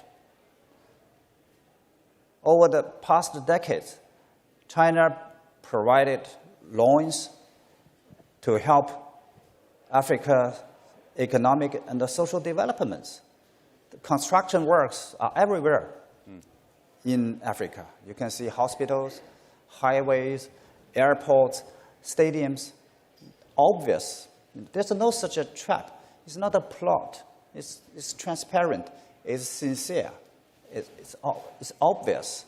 I give you a figure in terms of debts. China is not the biggest creditor of African debts. According to World Bank, 49 African countries, as far as the data can be obtained, 49 African countries, owes about $700 million debts. Among them, 2/3 are owed to multinational institutions and non-Chinese private lenders. And China's, the debts owned by China, only a small amount. And according to Debt Justice, a UK charity, the African countries, owns 3 times more debts than they owed to China. And the interest rate were doubled, So China is not the largest creditor, and also China understands the debt situation. China wants to help African countries to get out of the poverty and to work for economic and social development. And there's a concern about debt issues during the pandemic. Within the G20, there's an arrangement which is called the G20 Debt Service Suspension Initiative. China is an active member, and China participates in this initiative, and China suspended the most service payment among G20 members. Right. And China will continue to participate beyond this initiative, and we will participate. Right. We are participating, and we will participate in the debt treatment for individual countries. And also we call on all other creditors, multinational institutions and private lenders, all take active actions to reduce the debt burden African countries in the principle of share burden, fair burden sharing, and common actions. Oh, thank you. At a room, I want to get to climate change real quick, but I want to tell a little, fun vignette that you offered at a Panda ceremony. It was the 50th anniversary of the Panda program, Panda exchange between the United States and China. And you made the comment, which I found fun, that said the pandas are no longer near extinction, that they've now reached a certain level of being able to populate the world, that they're now not off that endangered species, but you said those that are endangered are panda huggers, and meaning those that appreciate China. And I want to ask this with regards to U.S.-China tensions and big questions like climate change. Did the Biden-Xi summit in Bali set a floor on U.S.-China relations, and are they moving up? And is the climate meeting that we just had in Sharm el-Sheikh, where the Chinese negotiator Xi Jinping recently said that talks with John Kerry were candid, friendly, positive, and active. Overall, it's been very positive. It sounds very different, in fact, than the tone we had, say, just a month ago. Have U.S.-China relations, in terms of dealing with global problems, changed? Okay. First of all, about panda. I know African people like pandas also. And I believe that in Africa, you can see most panda huggers. I don't know if we have pandas in Africa. Maybe in the future we can. Would you be willing to offer pandas. them? Would you be willing to offer them? Well, we could do a deal here. Let's think about it. Right? And about China-U.S. relations, yes, it's been going downhill over the past few years. This is because that with the fast development of China, there are misunderstandings and misperceptions of China in the United States, which has resulted in a policy that is very harsh, very unfriendly about China. Last month, President Xi and President Biden had a successful meeting in Bali. That's during the G20 summit. The two presidents had a very in-depth and a candid exchange of views and opinions on bilateral relations and on the pressing global and regional issues. And they made very important common understandings. That is, both sides need to do something to calm down the tension and to step up communications and the dialogue to expand cooperation. They have identified some priority areas for interactions, including climate, including public health, agriculture, food security, macroeconomic policy coordination. So the meeting was effective to relax the tension and give people a sigh of relief.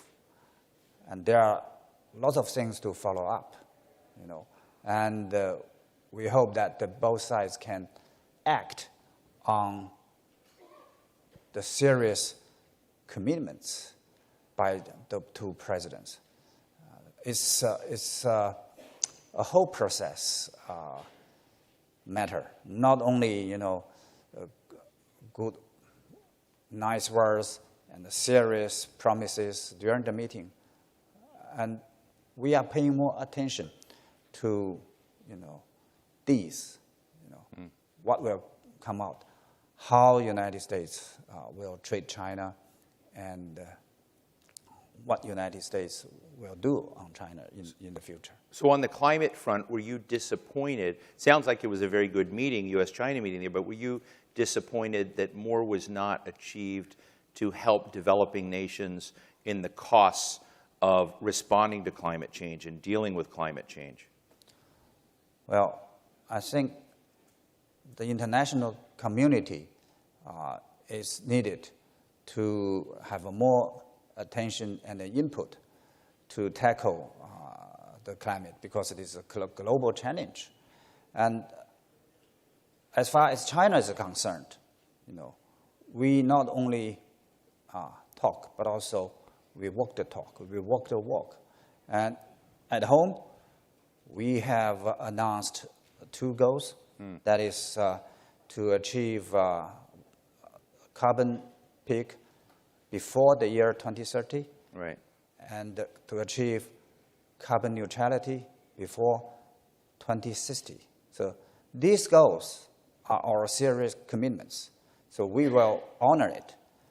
We have already published the roadmaps and the work action plans to realize these 2 goals.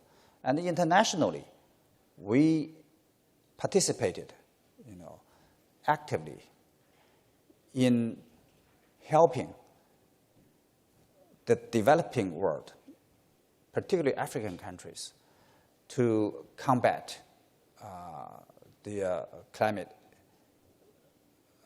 For example, China initiated the global cooperation partnership on clean energy. The first batch of projects will go to 19 African countries. Now, China is helping African countries to develop clean energies, wind and solar ones, and we are, building low carbon demonstration zones in some African countries. So China will not shirk its responsibility, but we also call on the developed countries, including the United States, to honor its commitments. For example, developed countries has pledged to provide $100 billion as a green finance to every year to developing countries. But many years have passed. This pledge hasn't been honored. And the United States has announced during COP26 that to provide $3 billion every year to the most fragile, vulnerable countries. Most of them are sub-Sahara countries. And we hope that the United States will also act on its words to provide effective and concrete assistance, technology, and expertise, capability building to African countries. We're right near the end of our time, and I want to ask you, while we have a chance, that as you in your role here in Washington, manage relationship between China and the United States, do you see areas that we're not developing? I know we're competing. I know that the president has says we're not necessarily on a collision course. I don't know how you see it. Maybe we are on a collision course. But are there areas that we're not developing where China and the United States, perhaps with regards to Africa or other parts of the world, should be cooperating? Good question. China and the United States are both major countries and permanent members of permanent members of the Security Council of the United Nations. So both countries share common responsibilities for not only the benefits of the people, but also the future of the world. So there are lots of areas, projects, China and the United States can work on together. And people want to see China and the United States to do so. That's the international expectation. And we need to bear in mind our important responsibilities and be mindful of the international aspiration to expand cooperation and the dialogue on a vast range of issues, not only everyday exchange of harsh words, exchange of attacks, smearings on China, so on and so forth. We need to expand the broad our vision and expand our cooperation. I think Africa is one of the very interesting areas for two countries to work on. In recent years, we have good examples. For example, in 2015, China and United States together help African countries like Liberia to fight against Ebola. It's a good example.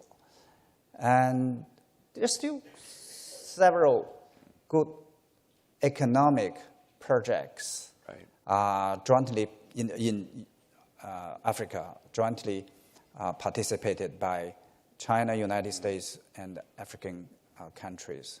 Like there's a textile industry park in Ethiopia, and that is jointly sponsored, built, and operated by China, United States, and the Ethiopian governments. There's very productive and export garments to Europe and North America markets.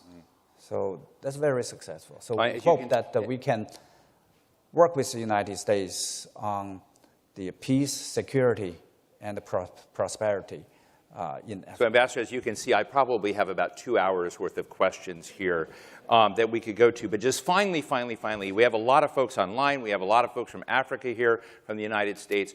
It looks like China's opening up, perhaps a little bit, relaxing COVID a little bit. So 2 questions is, can we all visit Beijing and Shanghai soon? Mm-hmm. And 2, did the protests make a difference? Did the government feel the stress and tension of the protests with regards to COVID?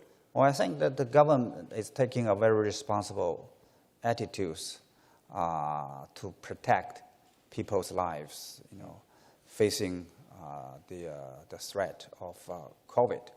And our response policy and its measures, have always been dynamic, not rigid, just lockdown and asking people to confine to their homes. That's not true, and we know people's concerns. We know the importance of the coordination of COVID response and economic growth. So that's why we are making dynamic readjustment to our response measures. Now the measures are being relaxed, and in the near future, I believe that the measures will be further relaxed, and international travel will become easier. From Africa and the United States? Well, from all the directions, right, to China. Yeah, I just want to make sure I get you all tickets, so, or at least visas. Anyway, Ambassador Qin Gang, thank you so much for joining us today. Thank you. Ambassador. Thank you.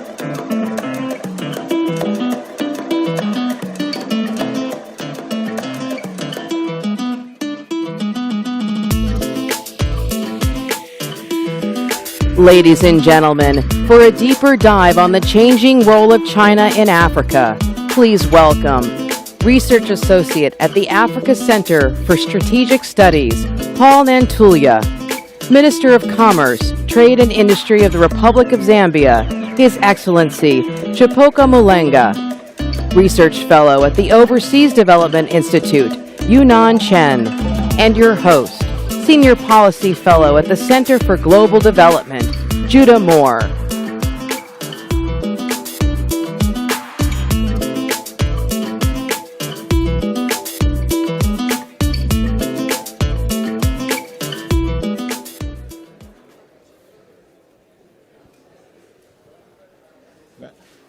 Hi, everybody. Happy to be here. My name is Judah Moore, and joined this. Unfortunately, the minister couldn't join us today. At the last minute, something came up. But that's not going to stop us from having a very interesting conversation about China's changing role on the continent.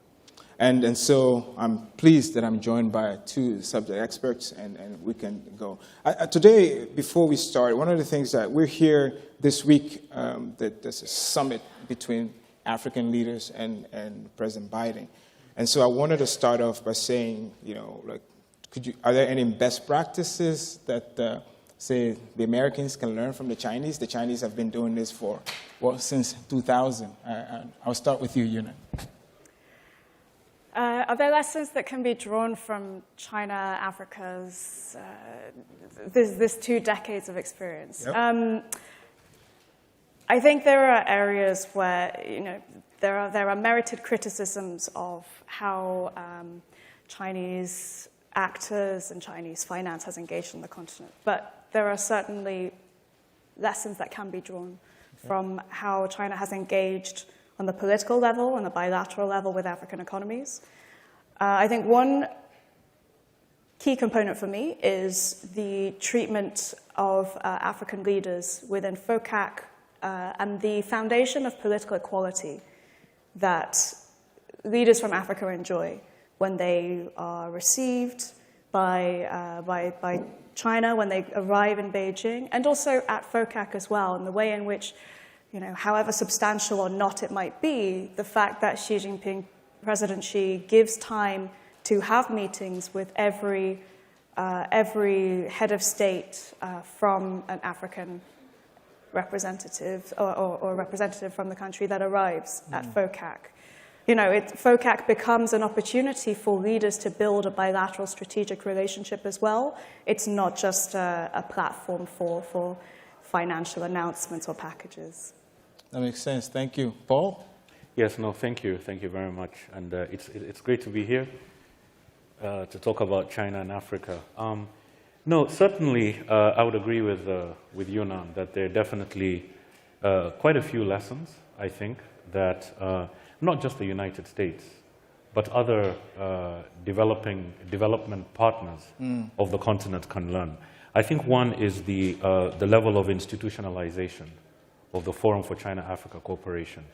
It is probably the most institutionalized mechanism that African countries have, that African countries have established to engage external partners. I mean, if you look at the sheer volume of people-to-people interaction at different levels, media, local government, you look at medical personnel, you look at agriculture, it's highly institutionalized.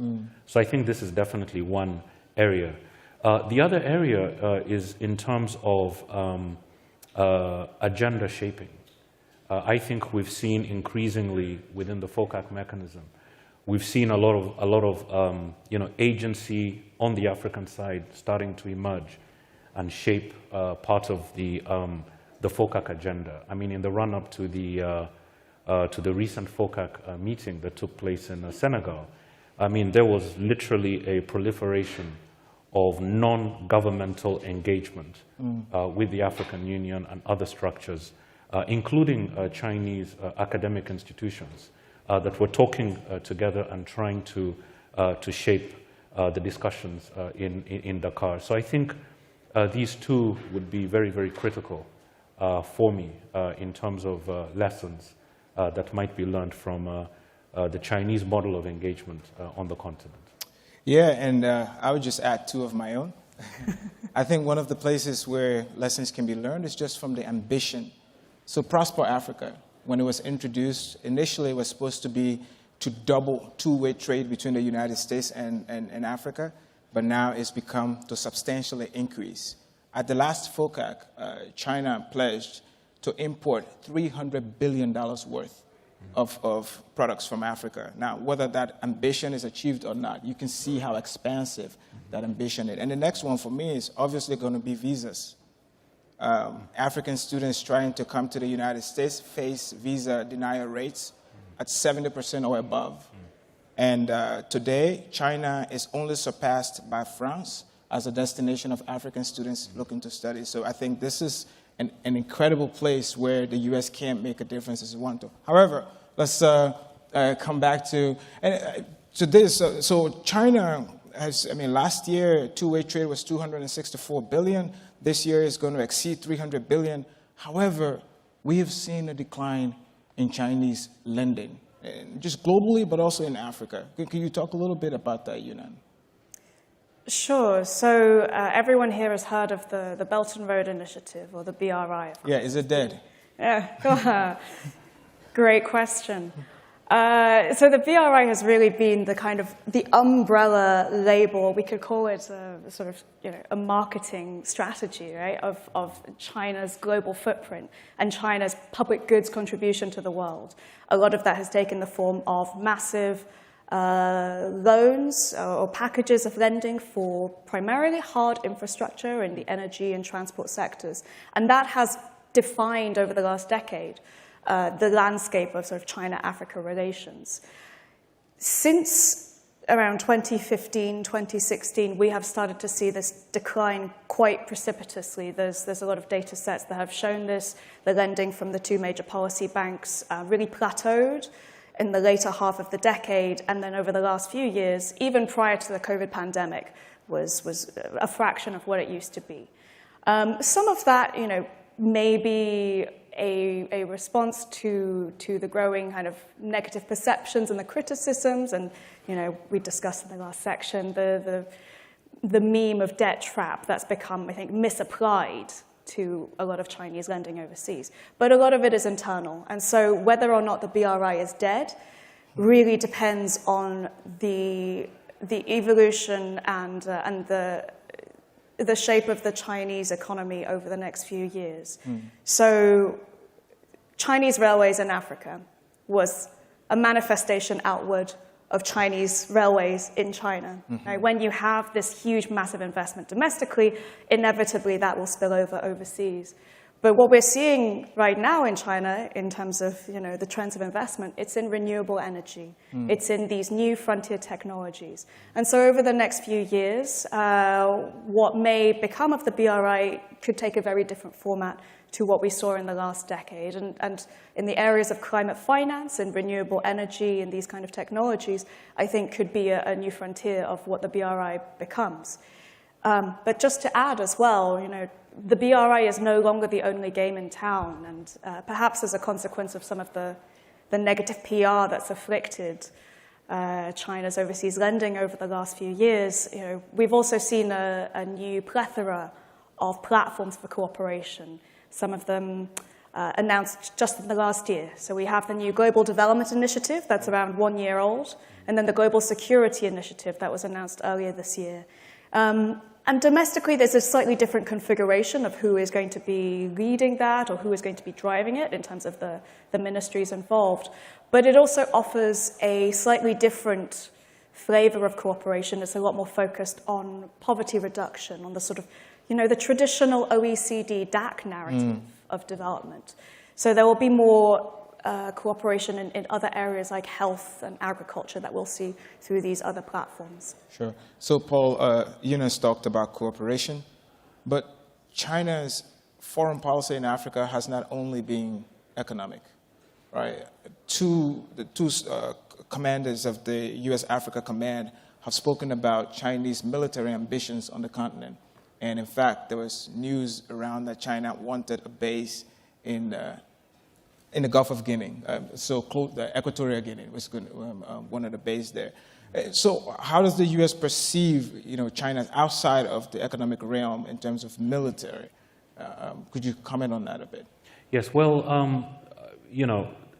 China's security strategy is essentially built around China's expanding economic interest and China's economic activities. I think when the late Jiang Zemin came in with his going out strategy, Chinese state-owned enterprises really became the engines or the vehicles of Chinese foreign policy to a very large extent.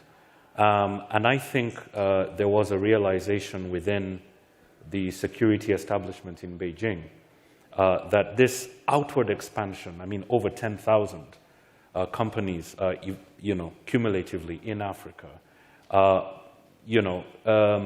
were expanding in an environment, that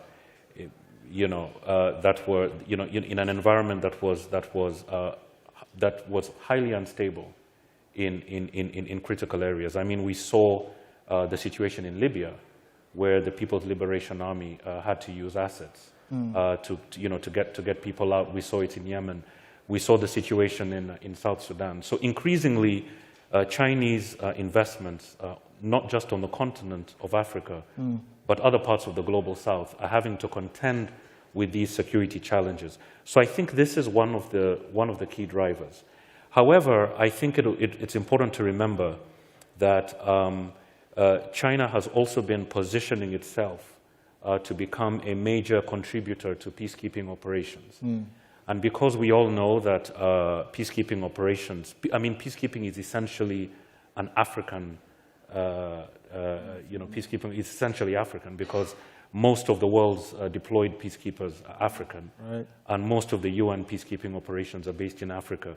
So it was highly strategic in the sense that China, to develop that leading role as a peacekeeper, China had to pass through Africa, to learn from Africa, to learn those techniques, to learn how it is like to operate in a peacekeeping environment.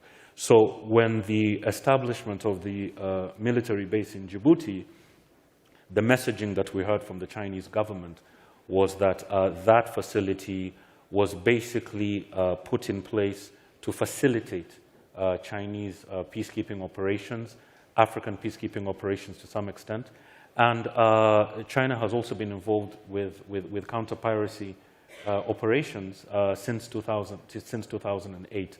So what I would see emerging from the lesson of Djibouti, and looking at the kind of security challenges that the PLA is having to confront, is a blended security approach, where you have a combination of peacekeeping, you have a combination of very, very strong political ties with African governments, to such an extent that some of these governments are providing assets to be able to protect Chinese interest and to be able to protect joint interest. I mean, all the FOCAC agreements that have been signed, at least since 2015, have included this element of protecting assets, protecting interests of state-owned enterprises. So I would see China pursuing a very mixed security strategy. It is generating concern internationally, but if we look at if we read into the conversations that are happening within the PLA, the kind of model that the Chinese are interested, at least certainly coming from authoritative sources within China, is very mixed. I don't think that the Chinese are interested in necessarily copying or cutting and pasting, for instance, the Belgian, the French, the German, and the American basing models in Africa. If we look very, very carefully at Djibouti, and if we listen very carefully to the conversations that are happening in Beijing, it is sort of moving towards a very mixed approach, a very, very mixed approach. So that's certainly how I see China's military strategy developing on the African continent. So to close, because we're almost out of time, since 2019, the U.S. National Defense Strategy and the newly released National Security Strategy sees China as a peer competitor. And so China in Africa is always going to be an issue, even for U.S. Africa Summit. But how does each of them, I mean, unfortunately, you speak for China and then you speak for the United States, how does each of them see Africa's place in the world? Because Africans have ambitions of their own in how to see themselves in the world. And for the two largest economies in the world, how to deal with them. How do they reflect on Africa's own place in the world? I'll start with you, Yunan. I think there's a commonality between the US and China when it comes to Africa, in that the level of priority assigned to Africa as a region for both of these superpowers is low. Neither are on the sort of top shelf of overseas diplomatic interests or overseas trade interests. And, you know, it's an unfortunate reality that the Africa region is kind of becoming this strategic playground for a new great game in development. But having said that, I think the geopolitical rivalry can be a boon for African economies if they are able to leverage it. And I think there are still areas where, you know, both sides, both the US and China, should see an interest in preserving development cooperation, and cooperation particularly in the areas of finance and climate finance, in, you know, the COVID response and in you know, capacity building in African healthcare sectors.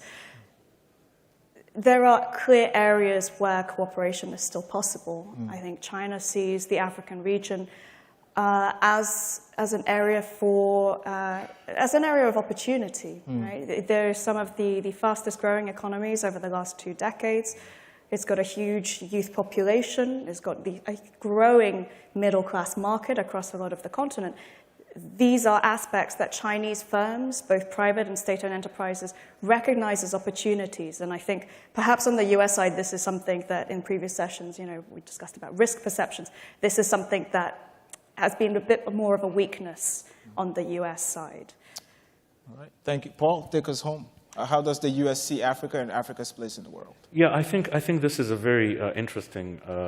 It's a very interesting question, because I mean, essentially, what we're talking about is fundamentally how is Africa seen and how is Africa perceived. I think is key. I mean, if we look at it from both the U.S. and the Chinese side. I like to use the analogy of Centers for Africa Studies.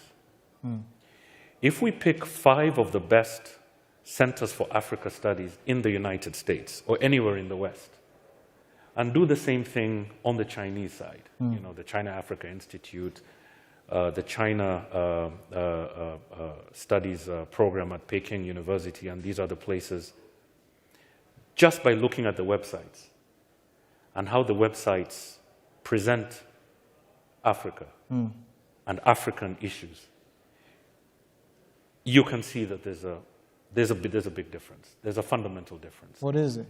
On the Chinese side, you tend to get a sense of Africa is a place of opportunity.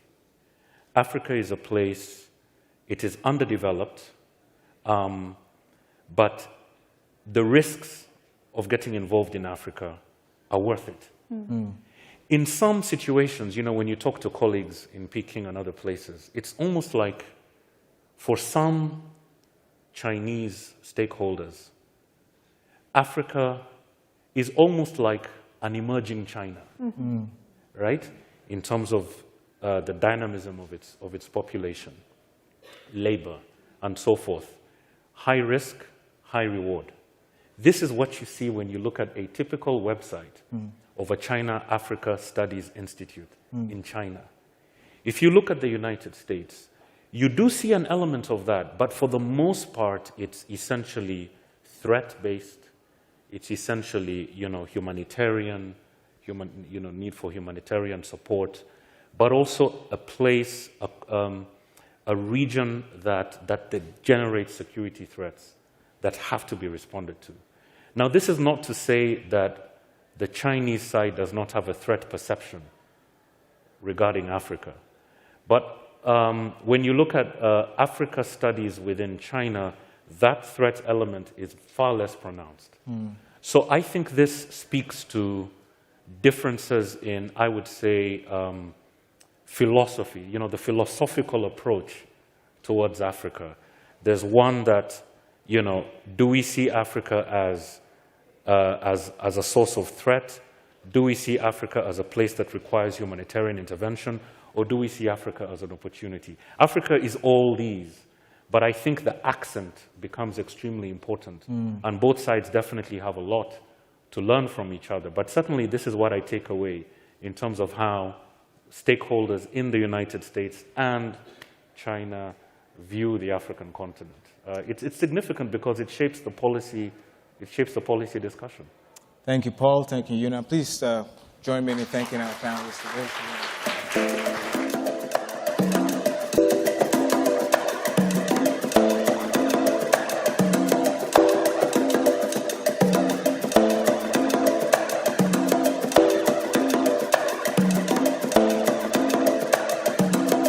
Please welcome for a conversation on the future of connectivity in Africa, founder and CEO of Main One, Funke Opeke, Minister of Digital Economy and Transformation of the Republic of Togo, Her Excellency Sina Lawson, and moderated by Managing Editor of Semafor Africa, Alexis Akwajiram.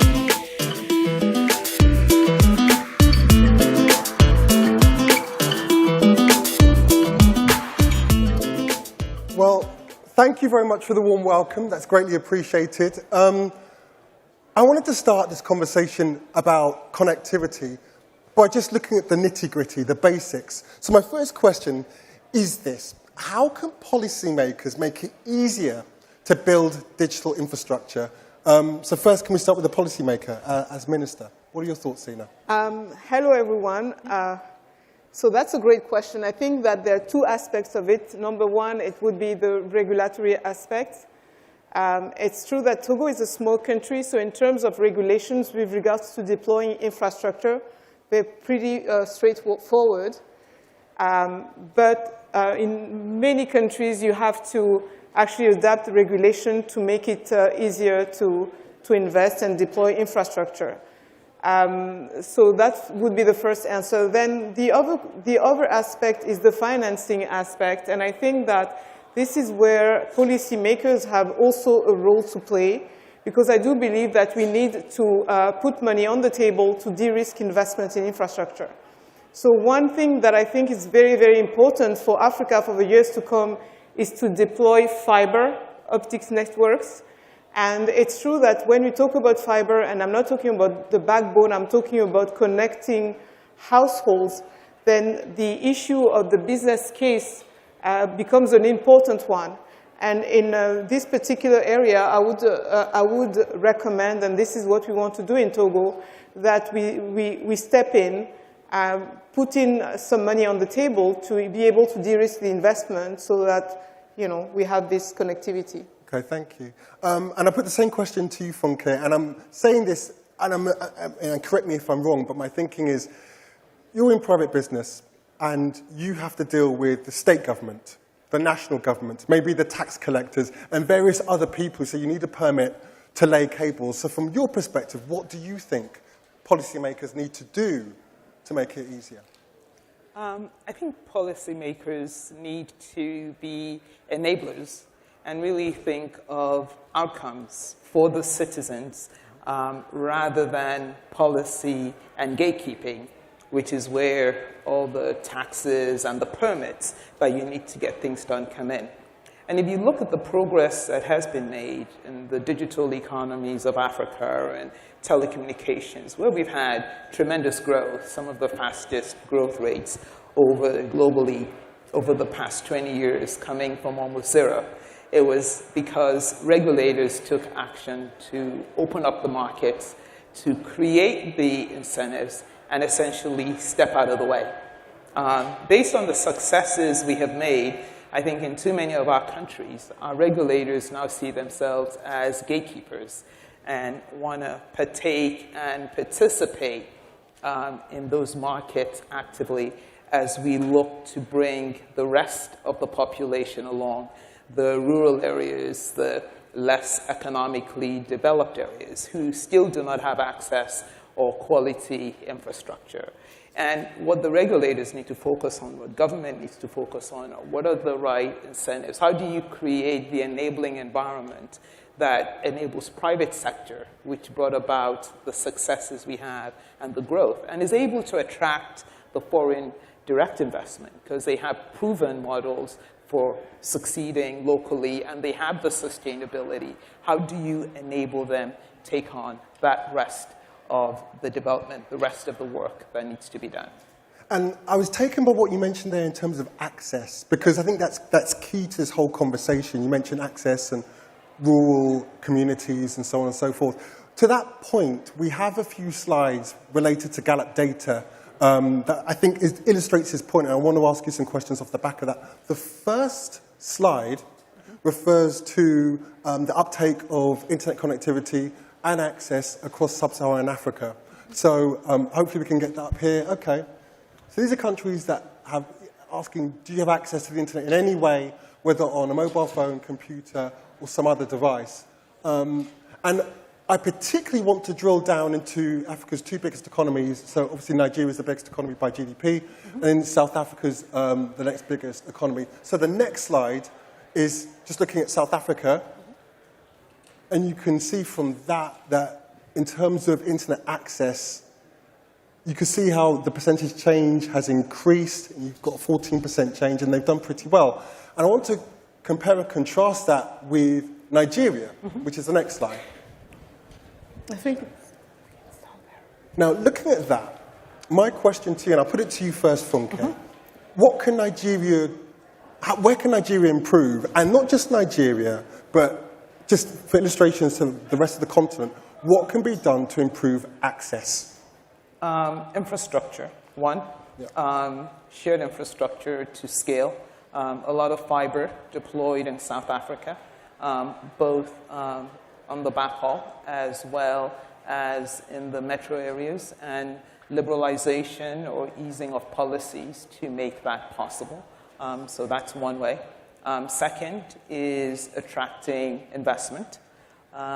Regulatory policies, even during COVID, the South African administration released additional spectrum, gave certain incentives to enable private sector. So is that something that South Africa did well? Those are things South Africa did well.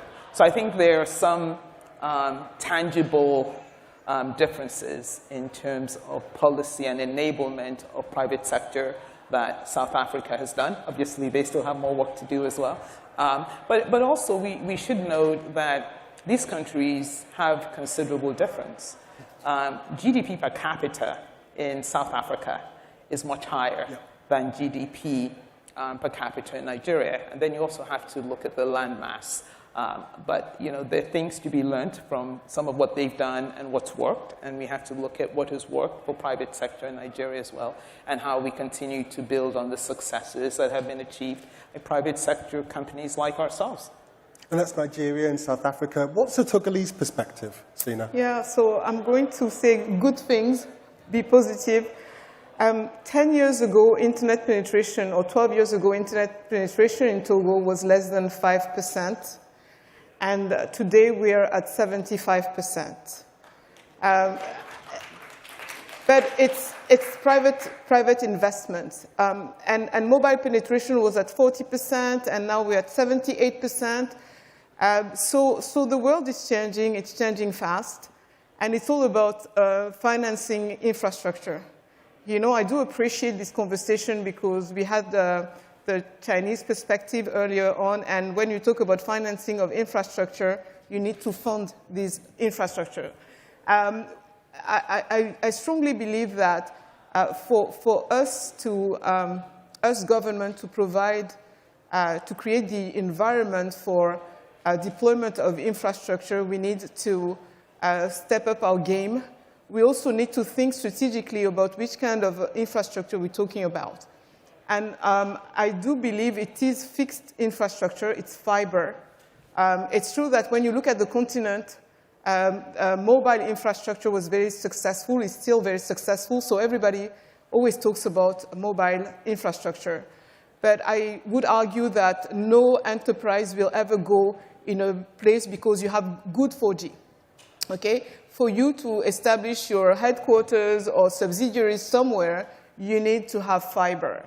And why is it important? It's because we have lots of young people. They need to have jobs. So to look at what businesses need is very, very important for us.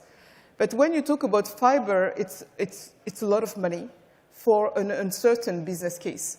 So what we should do as government is to really put money on the table and say, you know what, we don't know if it's going to work, but we do believe that connectivity is one of the single most important infrastructure we need to have on our continent. Let's put this money in, and maybe it's going to be a losing proposition for a government, but it's okay because it's investing in the future. So I think that we need to believe a lot more in ourselves. In 20 years ago, 30 years ago, nobody had any idea of how successful mobile infrastructure was going to be. So I think that we are in 2022, 2023, having no idea of what the continent will be, what a connected continent will be. And I'm talking about very high-speed internet. So we just need to bet and say that if we were, if 50% of all households on the continent, and Togo is a small country, so it's easy for me to say 50%, 60% of households connected to the grid also were connected to very high-speed internet. I argue that my imagination is not wild enough to imagine a Togo that well connected, and that should be what we look forward to doing. And so where does cloud computing, where does cloud technology fit into this picture? So I would say that, as you digitize the economy, you gather a lot of information, you need computing power. So there's a sequence to things, and it's a sequence, but you can also do it in parallel. So you need to have international connectivity. That's what we've been doing, landing subsea cables on the continent. You need to have fiber. You also need to have data centers, and I'm sure that Funke will talk about the importance of data centers on the continent. And you need to have computing capabilities, and you could use cloud technology. So it's all this that is happening on the continent, and that will enable us to be developed, by the way. Thank you. Please, can you speak to that point, that whole point about the importance of data centers? And also, just as a quick follow-up, because I know we're short of time, 5G, any thoughts on that? Because there's been a lot of hype around 5G. I see a wry smile there. Go ahead. Well, data centers and data is said to be the new oil, and if data is the new oil, then that oil for Africans should not reside outside the continent. And increasingly, as Africans are gaining access, we're not able to gain access to information locally, and the monetization also of African data assets, so that African content is not happening and generating wealth, sufficient wealth on the continent. So cloud technology is essentially how computing is done largely today, how applications are deployed and accessed.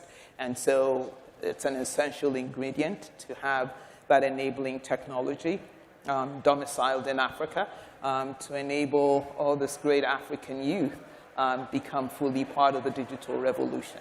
So looking forward, anyone is building data centers. We're acquired by Equinix, which is the #1 digital infrastructure provider coming into Africa. So we're starting to see that interest develop in putting more of that kind of infrastructure on the continent. Before we get to 5G, just to follow up on that point you made, are we seeing the investment, though?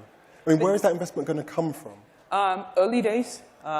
If you look over the past 12 to 18 months, I would say all of the large global digital data center players have taken a stake on the continent and are investing.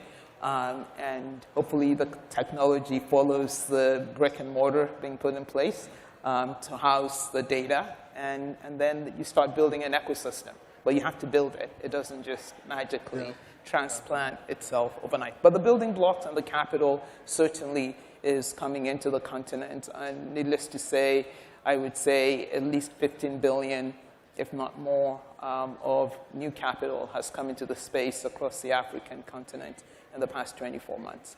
And a very quick kind of lightning round assessment from both of you. 5G, what are your thoughts? 5G, what my thoughts,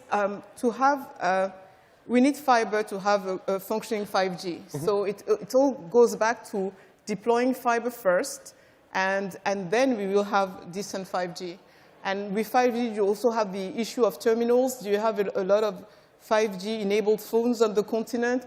Right now on the continent, almost 40% of all phones circulating on the continent are 2G-only phones. So you can have a 5G network if you have 2G phones, then, you know. But let's focus on fiber first, because let's create jobs. Let's make sure that we're very well connected. And Funke?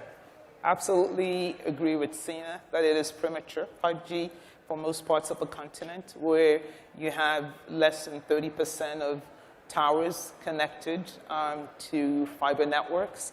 And as we mentioned, 4G and smartphone penetration in the urban areas perhaps approaching 50%, and in rural areas maybe 20% or below. We need to focus more on building out the existing 4G infrastructure, building out the fiber networks, focusing on digital literacy so adoption can be improved. And when we have that underlying infrastructure, we avoid creating another digital divide, because what we're doing is moving the digital divide that existed between Africa and the rest of the world. We're moving it to the continent, where the urban areas like Lagos, where we've widely deployed, and the coastal cities, the large cities, have more competitive infrastructure at affordable prices. And then you move out of those areas and it doesn't exist. Thank you so much for explaining that. Thank you both. Just to summarize then, I mean, essentially what we're talking about is fiber. I got that message loud and clear from both of you. Fiber is important. Doing things in the right order and investment is crucially important. Thank you so much for your time, and please be kind enough to thank them.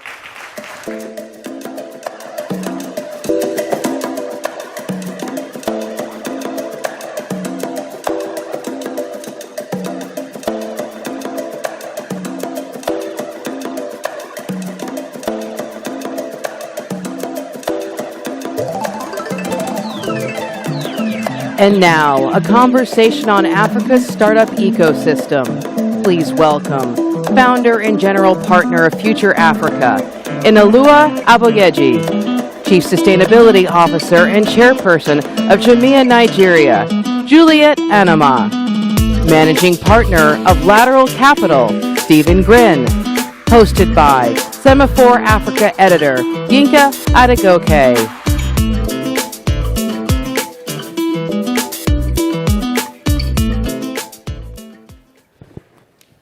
Okay, thank you everyone for still being here in the afternoon.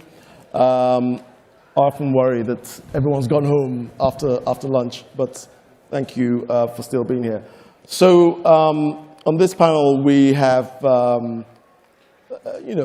people who've done really impressive work across the continent when it comes to investing, particularly obviously in startups. And we thought we'd have a conversation about how things are changing quite rapidly.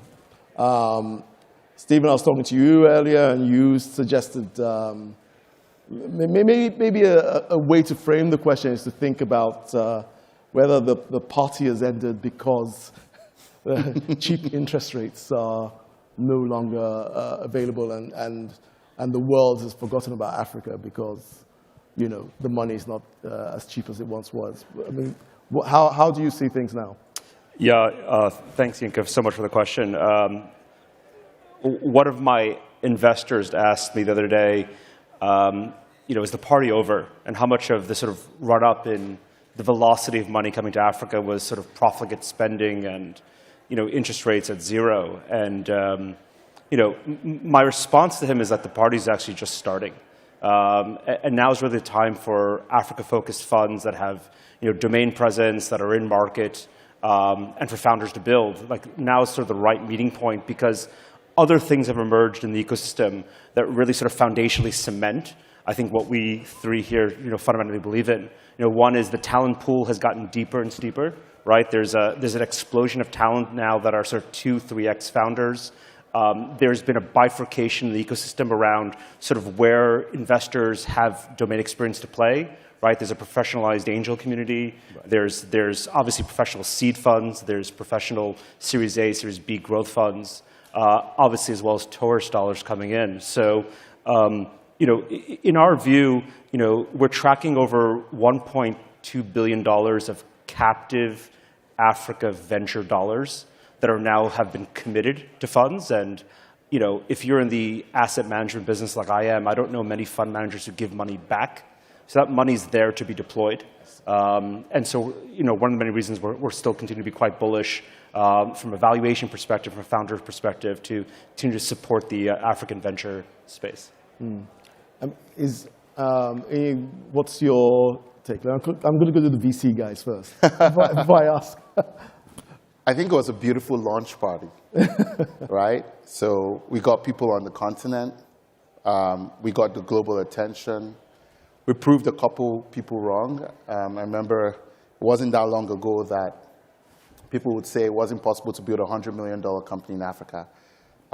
We built a couple billion-dollar companies. We showed the world what African talent is capable of.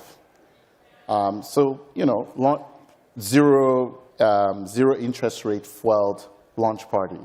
Maybe that's over. But then, the building a business has now started. And I think this is the time very much, like my colleague has said, this is the time for us to now start building. But I think the most important question to answer is, what are we building for? Because an ecosystem has to have a very clear purpose underlying its the investments. And if it's just the relentless pursuit of profits, I don't know whether that leads us anywhere different from where we've been. I mean, I don't think we're in a world where people have the luxury of just having a good time. How do you say from the sort of the operational part of it? Yes. I mean, the question I ask is, what was the party about in the first place? It was always about opportunity, right? Right. And it wasn't a frothy opportunity, as you can. There was a real need. Yeah, exactly. I mean, as you can tell from that word froth, I am not a big believer in crypto. So it was about real problems that people had, right? I mean, if you take a country like Nigeria, 200 million people, but GDP per capita, income per capita is 1/3 of Peru or Brazil. So what's the gap? It's productivity gap, right? So it's that productivity gap that's driving the need for those solutions that need to come into play. So yes, there's been a break in the party. Everyone's just gone back, grab a drink, catch a breath, and then come back and start to look at what are the real solutions that we need to go after. And then for those solutions, be very deliberate in terms of not just the solutions that solve the core problem, but within the ecosystem, like Inyi said, what are the other things that we need to put in place? There's a lot of innovation around product that needs to happen, but also around process and around regulatory innovation as well. So those combinations are what I call part of the full ecosystem that you need to ensure that all of that is available to make a success of it. Yeah, it makes perfect sense. I mean, what has been your experience? And I'll stay with you, Juliet, because obviously Jumia has, it's kind of like, as they often, what's this tagline? Amazon of Africa, blah, blah, blah. But regardless of how one views it, it's clearly a pioneering company. Yeah. And that is, got people interested, made people aware that, oh, e-commerce is even a thing that's possible. Yourselves and Conga at the time. What has been the sort of the experience when people have expectations that things would just go the way it went to Silicon Valley rather than, thinking about, well, actually, these are the problems we need to solve. Yeah, the way the analogy I like to use is that of, when you launch a rocket, right? It has to go at a certain speed to go against the pull of gravity, right? And the lighter it is, then the faster it can move and get to that velocity. You need to recognize that the African environment is totally different. So just taking from our experience in Jumia, it's not just you're building the core solution, which is around e-commerce. You're trying to build a marketplace for how consumers can interact with sellers. At the same time, you need to recognize that the sellers who are interacting with these consumers may not be as digitally literate as the rest of the organization, right, that's backing that company, or even the consumers. And therefore, you need to invest in things like training, like, even down to providing logistics network for them. Payment services, you need to realize that in an African environment, don't expect it's going to be 100% prepaid, right? There has to be some element of postpaid in that environment. So those kinds of nuances are very much an African environmental factor. So those are African environmental factors that come into play. And you need to build a model that recognizes all of them. Right? Now, having said that, it is still worth it, because at the end of the day, once you scale it, then you get the real value out of it. And that's the challenge, right? Being able to scale it, being able to scale these things. Let me come back to Eve first on this idea of, we had a conversation once where you talked about this idea of, like, some of the money that was coming in was trying to solve Silicon Valley problems rather than African problems. Can you talk a little bit about that? Because it kind of ties in with the same idea. Like, there's all these cheap monies come in, and it seems to be addressing other people's needs rather than the needs of people on the ground. Yeah, I mean, I prefer to be more charitable in public. I'm a journalist, I can't be. Okay, I'm raising money, so I have to be careful. But the honest truth is, I think money has a point of view. So when Silicon Valley was coming to invest, and of course we're grateful for the money, they had a point of view about what the continent was and how it worked. And obviously, this point of view is patched together from slide decks, slick guys like me coming to pitch, 15 minutes in the country, it's a nice story, and that's what we focused on. But it's not necessarily the entire reality of investing in Africa, right? And the reality is, many of them, sometimes we were ourselves learning what the market was. I can tell you, even with some of the businesses we built, like Flutterwave or Andela, where we partnered with Silicon Valley or New York Capital, as the case may be, there were elements of it that we discovered in person, how important regulation was. We only discovered that in real time. You know what I mean? There was a time I thought you could ignore government.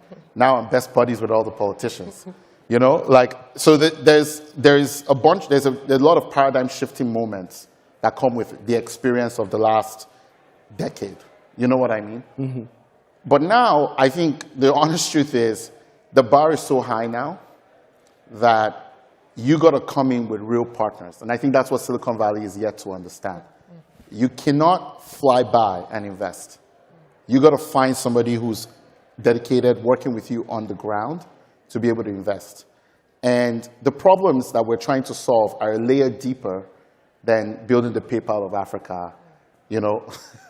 They're now very deep problems. We're talking about, how do you build a proper counterbalance to local currency? We're talking about macro issues. We're talking about real infrastructure. We're talking about building talent in millions of people at scale, meaning, getting into the education system.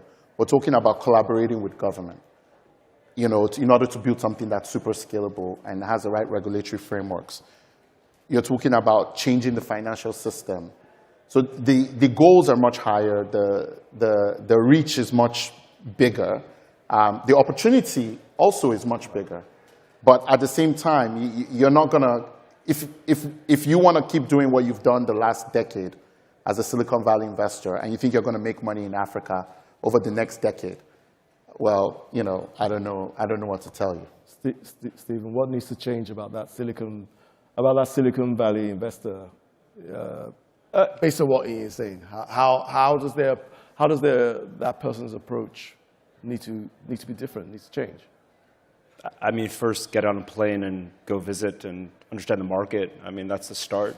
You know, you've seen the emergence of a few historically US-only funds now begin to raise dedicated pools for the continent, and I think hire the right team to execute on this, and I think that's great. I think, you know, again, in the pool of money that represents investing in EM, investing in Africa, it's great to have tier 1 US VC funds there. Sentiment drives our markets. It will always drive our markets around valuation and talent and everything else. I think there's also the notion of what E was just touching on, which is, you know, big ideas or really pretty storyboards hitting brick walls very quickly, right? So a company goes from 0 to 4 million customer accounts in the span of 6 months, using very little dollars, and then from 4 to 6 million customers to 20 is an impossibility. And then how do you squeeze ARPU? How do you squeeze revenue out of that customer base is next to impossible. And I think that's what Silicon Valley is misunderstood, is that, you know, you have a law of big numbers, but big numbers don't actually translate into real meaningful unit economics. And that's a good lesson for them to learn, right? I think it's a lesson I think we all appreciate, understand, and perhaps why our portfolios look quite different. But, you know, whether that money is fickle or not with respect to the next cycle we go into, again, is really irrelevant for the perspective that there now is a market. There is now proof points. There is now capital, real institutional capital behind the momentum that, you know, we've all played a small part in building. And when I look at like the next wave of that stack that's going to get built, you know, I get very excited for, you know, creator economy opportunities, you know, what's going on around music and sports and entertainment. I'm incredibly bullish on this idea that, you know, crypto will actually prove its value significantly in the market, and would love to talk about that and sort of what are the bright spots around the talent base, the talent base, and the problems that they're trying to solve. Yeah. Just to wrap up quickly with you, Juliet. So do you, what's given your experience over the last decade, particularly with e-commerce, what advice are you giving to a founder or even an investor, like one of these guys, that comes to you and says, we want to back an e-commerce business on the continent, particularly in the key, if you think Nigeria, Kenya, you know, one of these larger markets? Yeah, I think, you know, it would be the same thing I would tell, even if they were in healthcare or education or, you know, any of the other areas where we have, you know, those similar opportunities as we do in e-commerce. I think the models of today going forward would have to incorporate a number of things. So, you know, you're building your product stack. That's fantastic, okay?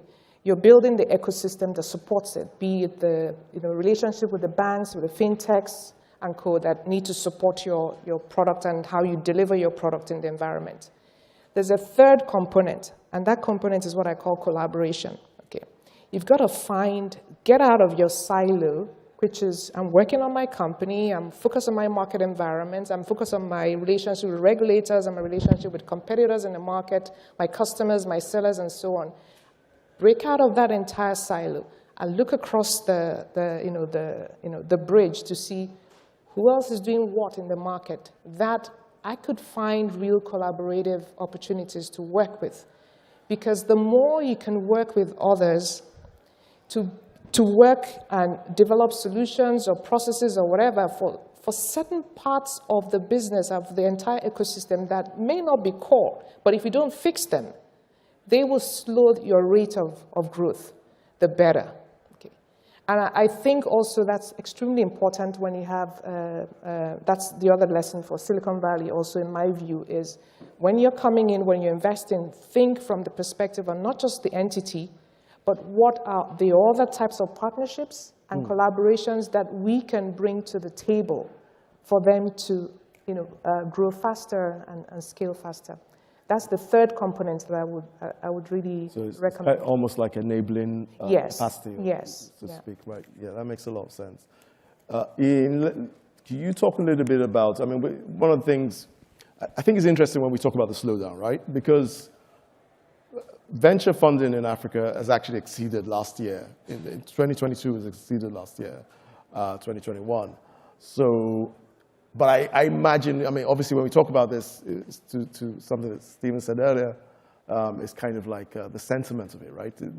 We can feel it in the market. It feels like things are slowing down.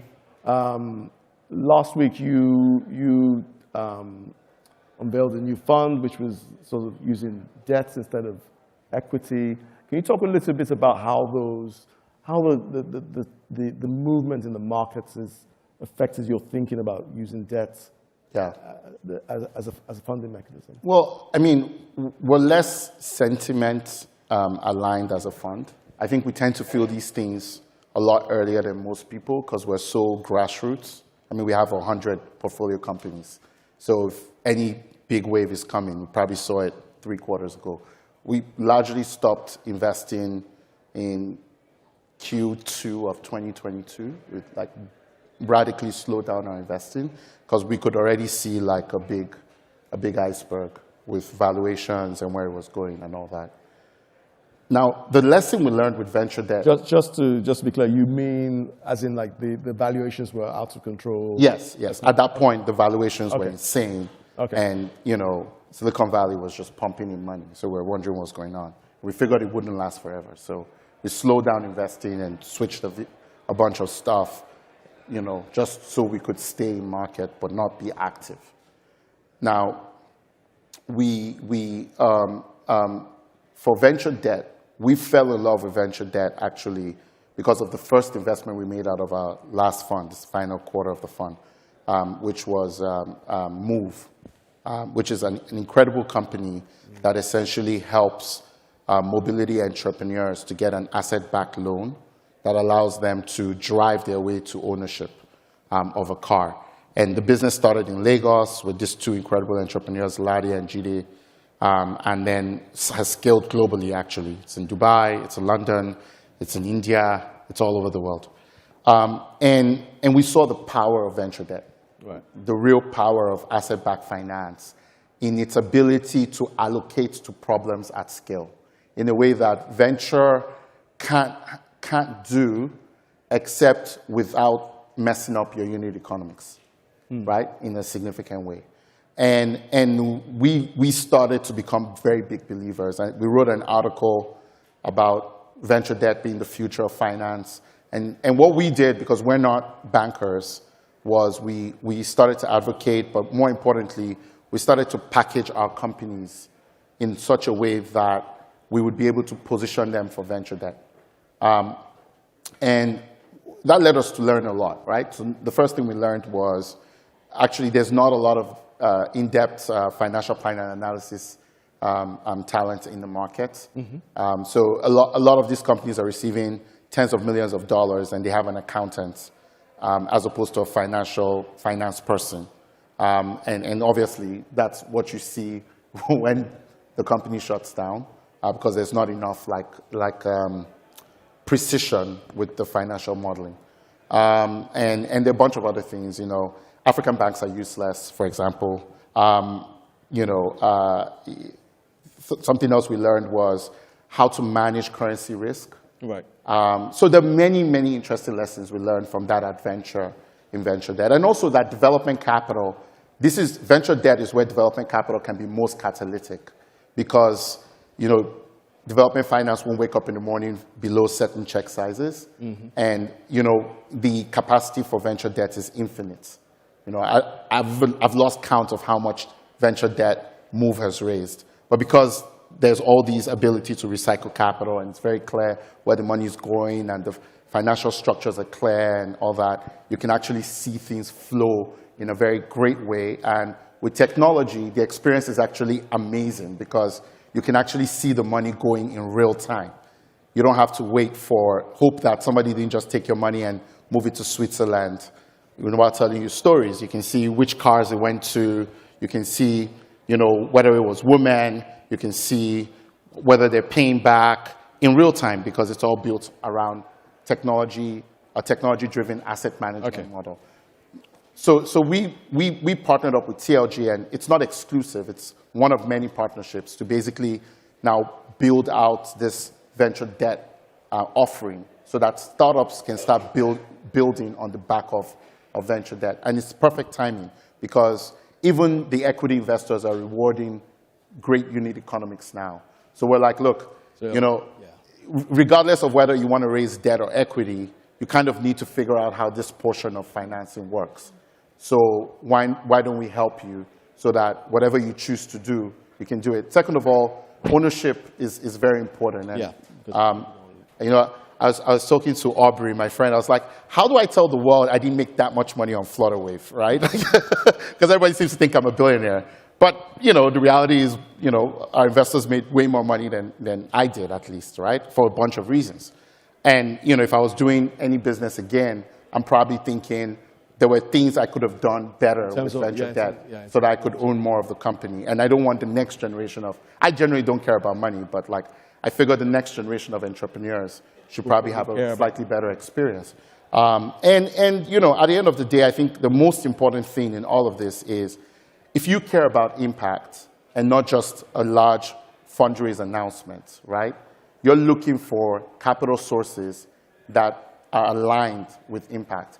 And every dollar that goes out when it comes to venture debt or even equity, which is used to set up venture debt, you can account for from an impact perspective. A car is an entrepreneur, right? And that entrepreneur earns money that he can use to take care of his family. And you can track that direct dollar somewhere. Now, when you put equity in a company, you don't know whether 95% of it is going to pay for expensive engineers in Europe or Silicon Valley. So anyway, that's... No, unfortunately, we've run out of time. I'm sorry. I know you're passionate about this. I'm passionate about venture debt. Please join me in thanking my excellent panel on Silicon Valley. Thank you. Thank you.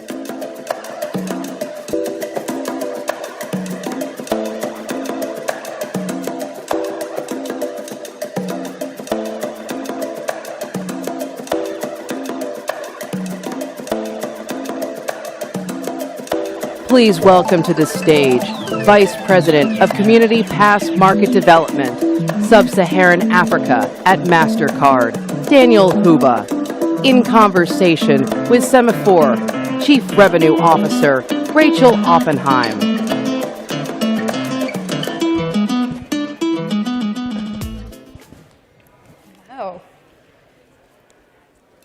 I am so excited to have this conversation. Thank you so much for being here. Daniel, you are the Community Pass Market Development Lead for Sub-Saharan Africa for MasterCard. Yes. In your role, you oversee market implementation, stakeholder and customer management, solution delivery, and support.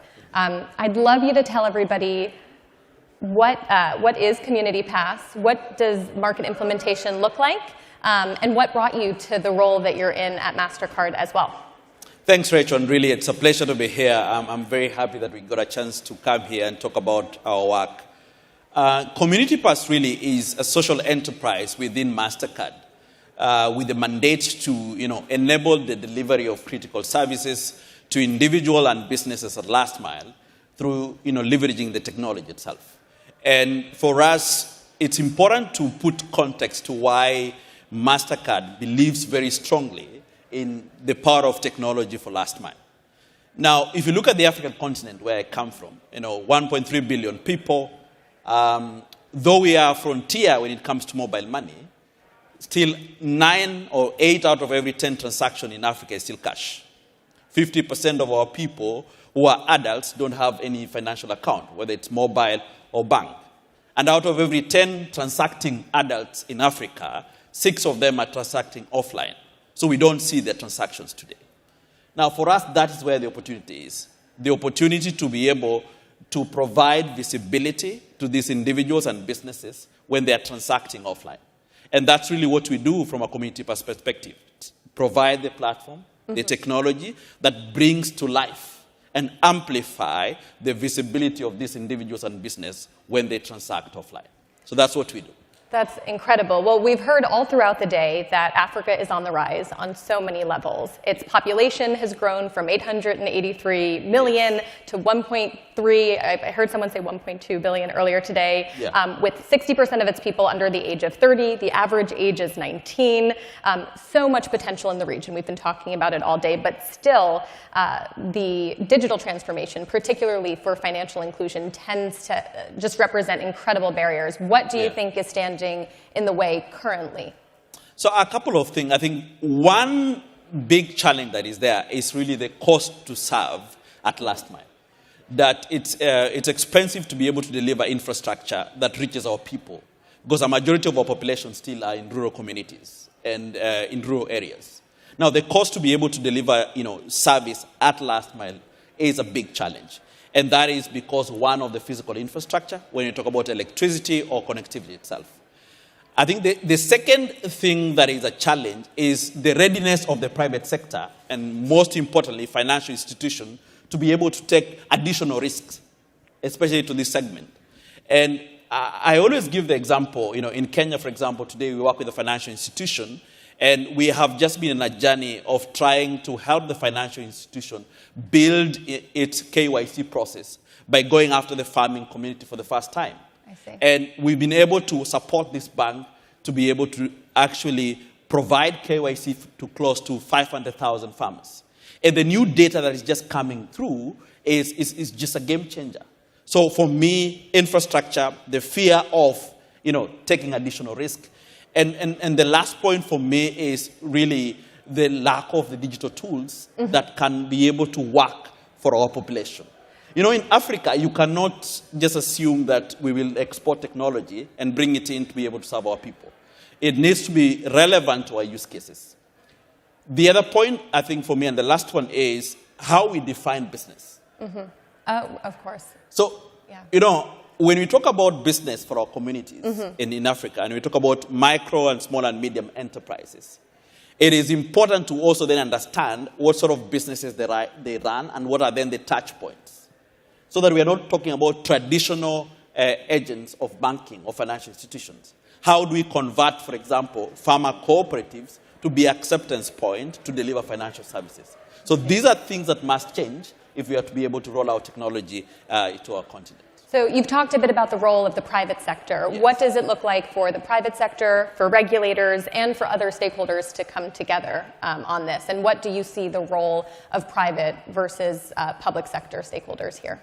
I think for the private sectors, we will continue to be the leaders from an innovation perspective. I think we owe the continent a reason to continuously innovate. And we owe the continent a reason to provide digital tools that are relevant. And that is a critical role that we play. I think the second role we can also play is bring in our experience. And if I look at MasterCard, for example, when it comes to issues of data, privacy, and standards, there's a lot that we've learned into our payment business that we can be able to transfer to assist the next level of technology. So that's what we do from a private sector perspective. For governments, I think one of the things that is critical for our governments to focus on is to look at digitization as a public good. It is important for government to invest more to open up the informal settlement, for example, or sector of the economy, to be able to roll out the physical infrastructure when it comes to electricity, for example. The second role for government is to be proactive in providing policies that are going to promote innovation and not to stifle innovation for that matter. I am a strong believer that regulation should not be a barrier to innovation, that our regulation in Africa should be able to promote innovation. And the last point, I think, for all of us, both private sector and government, is the opportunity to leverage the young people in Africa and to be able to build a new digital army of what I call digital agents. That we need service providers of technologies at last mile. The people who can be these service providers are our young people. And that's why in MasterCard, for example, we have all this focus on a shared digital agent network, where we are able to enable young people in their villages to become the agents of change when it comes to technology, so that service providers can leverage them to deliver technology as last mile. And that requires partnership between all of us. And if we do that, we will move the needle. We will be able to include more people, and we'll be able to bring more digitization as a path to prosperity for our people. That's great. Well, it's really, really important when talking about financial inclusion to also talk about the challenges of digital identity as well. You talked earlier in the conversation about privacy, about standards, and about a lot of the investments that MasterCard and others are making in that space. Yes. You know, we look at 400 million people on the continent that are financially excluded, and I know that MasterCard has entered into a partnership with Paycode to capture biometrics of 30 million Africans to provide a digital identity and a digital bank account. I'd love for you to expand a little bit on what that program has taught you, you know, where you are right now in that journey, and just what your perspective is on putting digital identity to work in order to bolster financial inclusion across the continent. Because it's a huge opportunity and obstacle, it seems, so far. Indeed. You know, we talk about, and the percentage may look small. So when you say 30% of people in Africa have no form of an identity, we're talking about 300, 400 million people, as you say. And that's a barrier to any service, government service, financial service. What MasterCard is doing is to be able to say, look, we are not replacing the foundational identity by governments. We're saying we can be able to add a second layer, which is a functional identity, a credential that allows you to transact. When you're a farmer, for example, that when you bring your produce to the cooperative, using your community pass identity, for example, we will recognize that transaction and effect a payment. Our work with Paycode really is to democratize credential issuance at last mile, that we're able to do it in an offline environment. We're able to do it in a secure way, that today, from a technology perspective, we actually don't store biometrics, whether the template itself or even the pictures of individuals. We've been able to innovate through tokenization, the ability to issue a credential to someone and carry it over for transaction without storing the most sensitive data. And I think that is the power of what we bring on the table. And our partnership with Paycode and many other institutions will be to roll that out in Africa. And from a MasterCard perspective, in the next 5 years, we'd like to issue this unique credential to about 15 million African individuals and businesses by 2027, to be a form of identifier to allow them to transact and to enjoy services from government and the private sector. That is wonderful. Well, thank you so much. Conversations like this would not be possible without support from you and from MasterCard and from your leadership. So thank you so much for spending some time with us and for supporting Semafor. Thank you for having me. It's a pleasure to be here.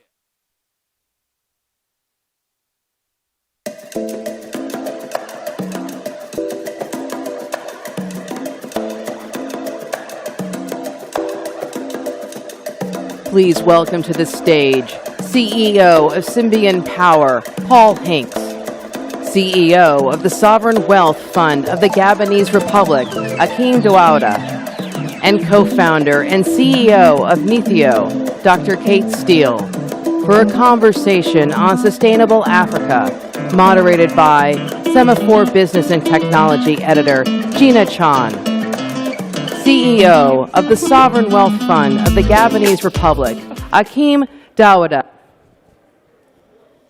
So thank you to all of you for joining us and powering through. Hope you've enjoyed the program so far.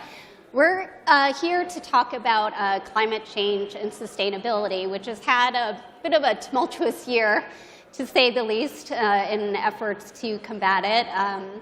We just got done with the COP27 summit in Egypt, where it looked like it was possibly going to be a bust until countries came together at the last minute to sort of theoretically at least agree on a loss and damage fund. We've obviously had the energy crisis because of the war in Ukraine, and inflation has upended a lot of countries' plans as well when it comes to fighting climate change. So we're lucky to have both Akim and Kate here to talk about these issues. And Akim, I wanted to start with you in terms of where this leaves Gabon, where the country is actually not a problem child when it comes to climate change. It actually absorbs more carbon than it emits. And at the same time, you are thinking about investing in developing the country. There's a lot of natural resources, including the forests there. So how are you thinking about the trade-offs when it comes to development versus trying to also preserve the environment, given some of the headwinds that countries have faced this year? Thank you. There's a lot to unpack there. First of all, I would like to say that I'm happy to be here and congratulate Semafor for putting together this platform that actually amplifies African voice, especially in the conversation around climate change. And the fact that we're here today here in Washington on the sideline of the U.S. Africa Leaders Summit really shows signals that the world is recognizing that African issues are global issues now. Just to frame the conversation around climate change and nature-based solution from our perspective, there's three elements. The first one is the world cannot afford African countries to have to choose between their development, catering to the needs of their people, and preserving the environment. So we really have to ensure that we're crafting solutions that allows countries to pursue these two areas similarly. Yeah? That's one. The second one is the element of nature and climate. So far, we've been dissociating them, but we do realize that these issues are intertwined. As we're sitting here today, we are folks in Montreal attending the COP15, the Biodiversity COP. One of the scary statistics that we have is we're realizing that this year alone, we've been losing biodiversity at the fastest rate in the history of humankind. So basically, the solution that we have to find has to be a natural-based solution, and how do we scale that? And last but not least, it's the element of the Congo Basin, which is the region that Gabon is part of. The Congo Basin yesterday was the lung of Africa, but today is the lung of the world. As we all know that the Amazon is a net emitter. So what does that tell us? It tells us that no matter the project we're working on, energy transition, renewable energy, hydrogen, carbon capture technologies, all this is relevant if we don't ensure that we keep the carbon sink that is the Congo Basin. And if we lose the Congo Basin, we lose the fight against climate change. And this is critical. Now, once we've said that, there's another statistic that is really important. When you look at the value that the ecosystem of the Congo Basin has been providing to the world for the past 15 years, it outweighed 150 times the level of international public financing that has been allocated to preserving the Congo Basin. When you look at this mismatch, it's unsustainable in terms of financing. So obviously, Gabon didn't look at the sky and hope for a solution to fall down. This is something that we've been doing for 50 years. The country is 88% covered by forests. We have a deforestation rate of less than 0.1%. We're the most absorbing country in the world in terms of CO2.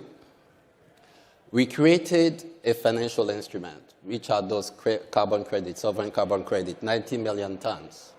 And the reality is, we realize that you do need to create this type of investment, this type of instrument, to mobilize capital and resources at scale to ensure that you continue preserving that natural capital and improving the lives of billions of people around the world. So I wanted to ask a bit more about the carbon credit system, because sort of the concept overall has been somewhat controversial depending on what market you're exactly talking about and who is setting it up and who's deciding the credits and the offsets. So what do you see that's different about the system that you're looking at? Gabon carbon credits are, I'm not biased here, right? Gabon's carbon credits are really special in the sense that they come with tremendous co-benefits and biodiversity. Because in the voluntary carbon market, you get carbon credits from projects. In Gabon, the whole country is the project. Today, Gabon absorbs 140 million tons of carbon every year, and we emit 35. So we're a net absorber of 100+ million tons of carbon every year. Just to give you a size, 100 million tons of carbon absorption every year It's a third of France emission, a fourth of the UK emissions, just to give you the size of it. Now, and when we're talking about carbon credit or selling or monetizing Gabon's carbon credit, it's not just monetizing for monetizing. It's really, we already have a clear waterfall for how these revenues will be allocated. 25% of the revenues will go back to the forest, 15% to the preservation effort, 10% to the populations in those forested areas. 25% will go into servicing the country's debt. 25% will go into the sovereign wealth fund to continue creating a solid saving base for future generation. And 25% will go into building social infrastructures, healthcare and education. Because preserving and maintaining that forest is also an opportunity cost for our economy and for our people. Yeah. Well, so Kate, I wanted to turn to you and talk about one of the issues that everyone is facing in terms of energy transition. And we were just talking in the green room about the International Energy Agency's recent statistic about sub-Saharan Africa and their access to electricity for the first time in 2020 because of COVID. The number of people who have access to electricity in that region has actually declined. So in your work, how have you seen the conversation change because of that and the urgency and particularly the way that you're deploying it, where it seems like it's very sort of consumer-oriented and very like on the ground as opposed to, you know, big sort of pie-in-the-sky capital-intensive projects? Sure, thanks for the question. And I think we're very focused on the fact that there was kind of a loss in progress in terms of energy access, but I think more focused on the fact that by 2030, you'll still have a significant energy access problem globally that is 90% an Africa problem. That's really the only region where you're not seeing great progress being made on energy access. And there'll still be hundreds of millions of people without access by 2030, even when Sustainable Development Goals have said that's the point at which we want to see universal access. We're actually trying to shift some of the narrative around this from explicitly an energy access problem to also a climate adaptation resilience problem. And that's really why we're focusing at the household level, because I think resilience, some of it can be major infrastructure, and some of it can be really how does the household deal with disasters that might be coming. And I think we were very heartened to see the Loss and Disaster Fund negotiations actually end in a positive place. But similar to you, we're really seeing how you can get creative about large-scale climate financing on the continent. And part of what you have to move away from is focusing entirely on mitigation. Mitigation and climate change, absolutely important, really essential to solving it. But 90% of financing goes to mitigation globally. 90% of climate financing goes to mitigation. Africa produces 3% of global emissions. If you're focusing on mitigation, you're not driving capital onto the continent. And that's why we see the financial flows from climate finance into Africa being extremely small. I think a couple of years ago, it would have been 19 billion out of 632 billion. And so I think if you reframe around household resilience, how do you actually get resilient products into the hands of households?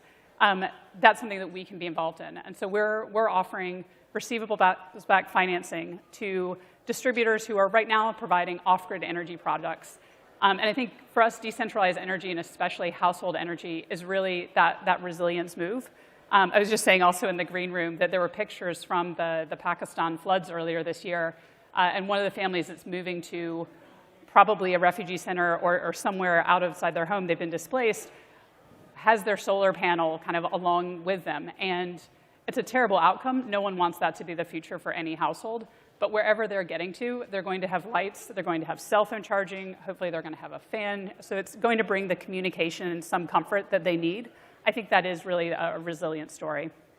And if we have this slide from Gallup, we had, yes, this is from about migration and just how much climate change has contributed to it. And this is back in 2010, but you can already see the numbers, and obviously drought and certain other conditions have, probably made that worse.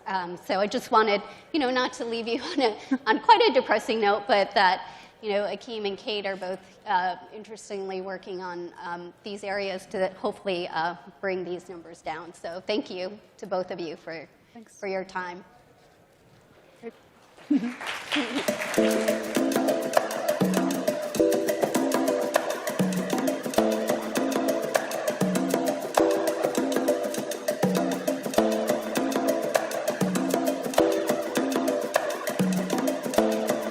Please welcome to the stage Editor-in-Chief of Gallup, Mohammed Yunus.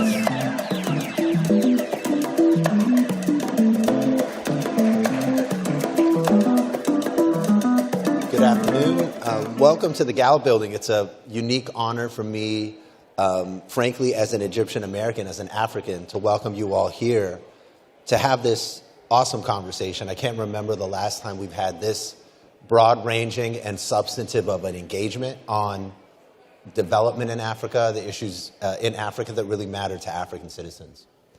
I wanted to take this opportunity to let you all know about what we've been doing across the continent here at Gallup. Since 2005, what we've been, sorry, this is not working. There we go. Since 2005, what we've done is really develop a global listening mechanism to hear from the voices of citizens themselves on how their lives have been doing. And the continent of Africa is no exception to that. We started in 2006 to gather nationally representative samples of citizens and their voices, and found a way to measure some of the most important things they're going through, but also in a way that enables us to compare to citizens all over the world. The Gallup World Poll started in 2005, and at this point, we've interviewed millions of citizens from all over the world on pretty much every topic you can imagine.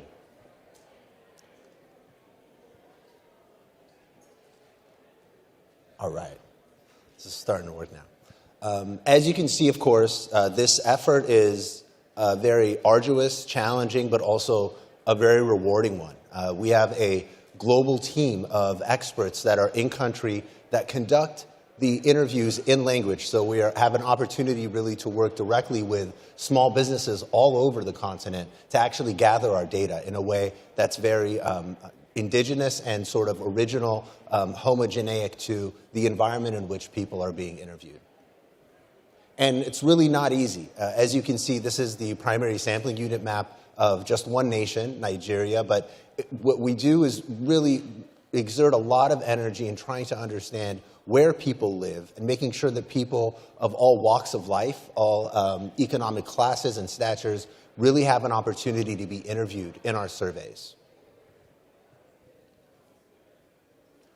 And in addition to some of the topics you saw throughout the program today, these are some of the topics we've been tracking across the continent since 2005 now, in pretty much every continent with the exception of two across the whole region.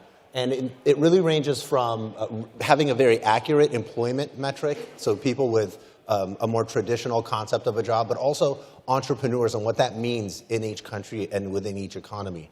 But we also measure things like banking and financial inclusion with organizations like the World Bank, local safety. We currently are gathering 3 of the United Nations Sustainable Development Goals using this tool, but also are always looking for partnerships with other organizations to continue to fill the massive data gap for Africa, at least in terms of data that's coming directly from citizens in a nationally representative manner that can be compared across the world.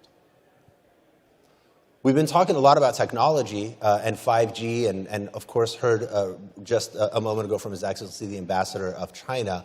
I wanted to leave you all with this slide. This is one of the questions we ask across the world, and it's essentially asking citizens to give us a sense of their impressions of global powers. Here's U.S., China, and Russia, and we ask citizens of pretty much every nation across the world to say whether or not they approve of the leaders of those nations. What you're looking at here is a combination of 27 sub-Saharan African countries that we put together in comparing their perceptions of the U.S., China, and Russia. I wanted to leave you with that since it felt really relevant, but as you've seen throughout the day, there's never been a more relevant and important time to incorporate the voices of citizens into all the policy decisions and conversations that we've been having here this morning at Gallup. It's our mission to give people a voice, and it's an honor for us to be partnered with Semafor. For more of our data, you can check it out on both Semafor Africa, but also at Gallup News. And I want to give you back your 3 minutes and ask you all to not be strangers, and thank you for coming today.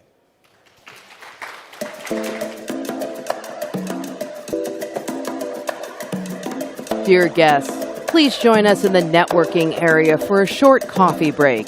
We will reconvene at 3:05 p.m.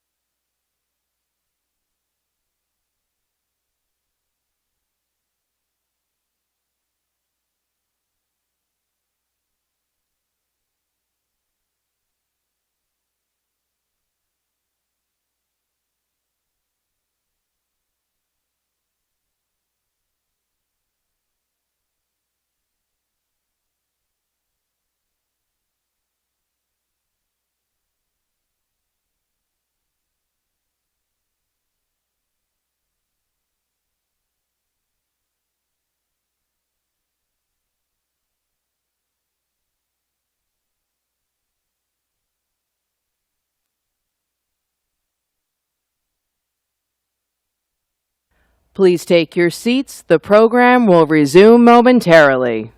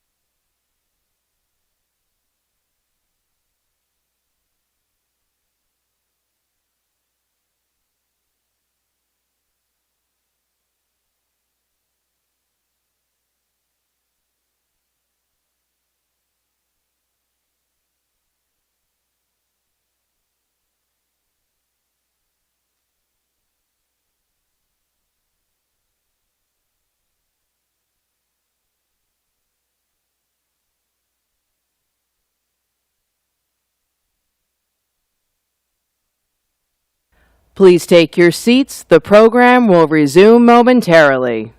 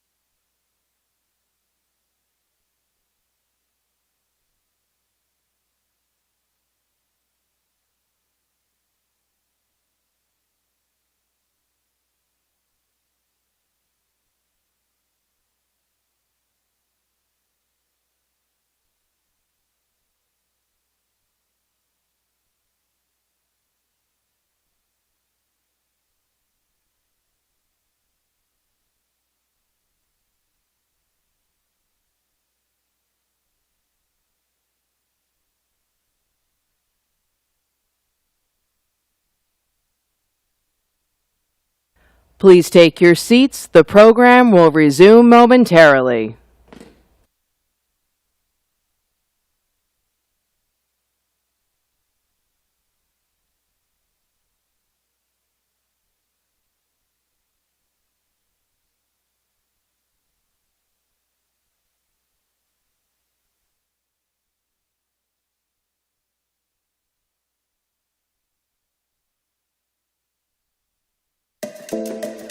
Please welcome co-founder and CEO of M-Pharma, Gregory Roxon, CEO of Elephant Healthcare, Babak Miramati, and Senior Vice President and Head of Zipline Africa, Daniel Marfo, in a conversation with Semafor's Kadia Goba on advancing health innovation in Africa. Hello. All right, well, thank you everyone for coming, and especially thank you to my panelists. I am going to introduce everyone again. This is Gregory Roxon, co-founder and CEO of M-Pharma, one of Africa's pharmacy-led primary care providers. Babak Miramati, a CEO of Elephant Healthcare, focused on digitizing healthcare infrastructure, and Daniel Marfo, Senior Vice President and Head of Zipline Africa, a startup drone service delivery service that has incorporated healthcare products as part of their service. So thank you all for being here. I guess we should start with something we're all familiar with in terms of healthcare, the pandemic, or COVID-19. And I guess, given the fact that Africa was at the back of the line for COVID vaccines when the world was scrambling for them, if anything, what is being done to make the continent better prepared for the next global health crisis? And I'll start with you, Babak. Okay, so I think that what is the continent doing to prepare itself for the next health crisis? In some ways, ironically, a lot of countries were already prepared for a pandemic in Africa. There were actually processes in place. They were psychologically ready for it. And although there was subsequently a problem with vaccine dissemination, in terms of the early phase, the sort of PPE phase, I think in many ways African countries were better prepared, were on a front foot. I think that, like the rest of the world, many lessons have been learned. And I think that Africa is looking towards technology as a way of leapfrogging, perhaps even, some of the challenges that developed health systems have. So I think that, we at Elephant deal and work with governments, and governments are looking for a range of solutions, including technology, to help them prepare and accelerate the growth and development of their health systems. And I think COVID has taught everyone the importance of technology and the potential of technology when it comes to healthcare, and that plays out in Africa as much as anywhere else. Well, Daniel, specifically, you are specializing in making sure things are being delivered to individuals. I guess, how is your company preparing for the next pandemic? And also, I'd love you to take us through how you get an order for whatever medicine is required and then the final drop. Yeah, I think with COVID-19, when it happened, I think one of the hardest things when vaccines became available was making sure everyone was vaccinated, right? And it's not just about vaccinating the person in the city, it's about making sure everyone was vaccinated. And the thing sometimes we forget was the vaccines were in short supply with very short shelf life. And the way that Zipline contributed was in ensuring that even though we had short expiry, cold chain vaccines, people outside of the major cities all got vaccinated. In the first 12, 18 months, we delivered over 4 million doses of COVID vaccines, ranging anything from Pfizer to AstraZeneca. And it is about having technologies like was mentioned that leapfrog today's challenges, right? With the current infrastructure and systems we have, there was no way in countries where we worked you could have vaccinated all those people without having the problems of things like reverse logistics. Because that was also a big part of COVID, right? You get the vaccines out there, there's vaccine hesitancy, you can't vaccinate, the vaccines are stuck. You can't bring them back. And so I asked myself, how do we prepare for the next pandemic? It is by investing in technology, it's by investing in human capacity, it's by investing in resilient systems, such that when it does happen, we are all prepared, and within the shortest possible time, we can react. And specific to your industry, can you tell us, walk us a few seconds on what it means to order something and then it be delivered? So I would still take the vaccine example, right? So we had the scenario where we have ultra cold chain facilities at our distribution center, and the health workers would generally sensitize people to get vaccinated. And so when they counted, maybe they have 20 people who are willing to be vaccinated right now, they would either send us a WhatsApp or call us on a toll-free line or use the Zipline app and reach out to us. And then we confirm the order with them. Within 3 to 5 minutes, we have their vaccines packaged and on a drone. The drones are all pre-programmed. They know where every health facility is. We have GPS coordinators, routes prepared, and it flies there. And by the time the drone is leaving, the health worker knows exactly what time it should land at their health facility. And when it's 5 minutes away, they get another alert, and when it delivers, they are able to now utilize it. The cool part is the packaging that we use can also store those vaccines at that temperature for up to 3 hours. So even if you don't have cold chain systems, as is the fact in many parts of rural Africa, you can still be able to keep it under great conditions and vaccinate everyone. Gregory, your company has a very different approach to disseminating medicine. You want to talk us through this and how you traverse through the pandemic? What I like to tell people is that the next pandemic will show up in a pharmacy first. Because when COVID started, there was a joke in Ghana. At some point, we said the malaria-demic. Because at some point, everyone was saying, oh, I have malaria, when really it wasn't malaria season. It was clearly people having symptoms of COVID thinking they had malaria. And so at the beginning of the pandemic, actually, we ran one of the largest pharmacy networks on the continent. And so we took our data, and we actually built a dashboard for the government of Ghana. And we said, these are the 350 drugs that people would use to treat symptoms of COVID.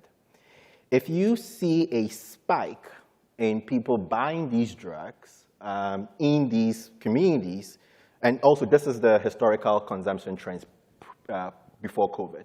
If you see any spike that goes above the regular consumption trend, you should probably go do some community-based testing. Whether the government uses it, I don't know. But we could always tell we could always know when there was a new COVID spike before the government announced it, because we would always see that in our data. So I say this to say that the way people get healthcare in Africa is through self-medication. Right? When you are sick and you need to first start that care journey, you walk into a pharmacy, you get a free consultation from the pharmacist or pharmacy technician, and then they sell you your drug. So if we are to sort of start asking ourselves, how do we reimagine and build a proactive health system, then we have to actually go to where people go to when they need care, which is their local pharmacy. And then we have to start building a data infrastructure that allows us to start getting that information and then connecting that information to a much more broader national reporting system. Unfortunately, most African governments do not link data from their local community pharmacies into their national health data reporting systems.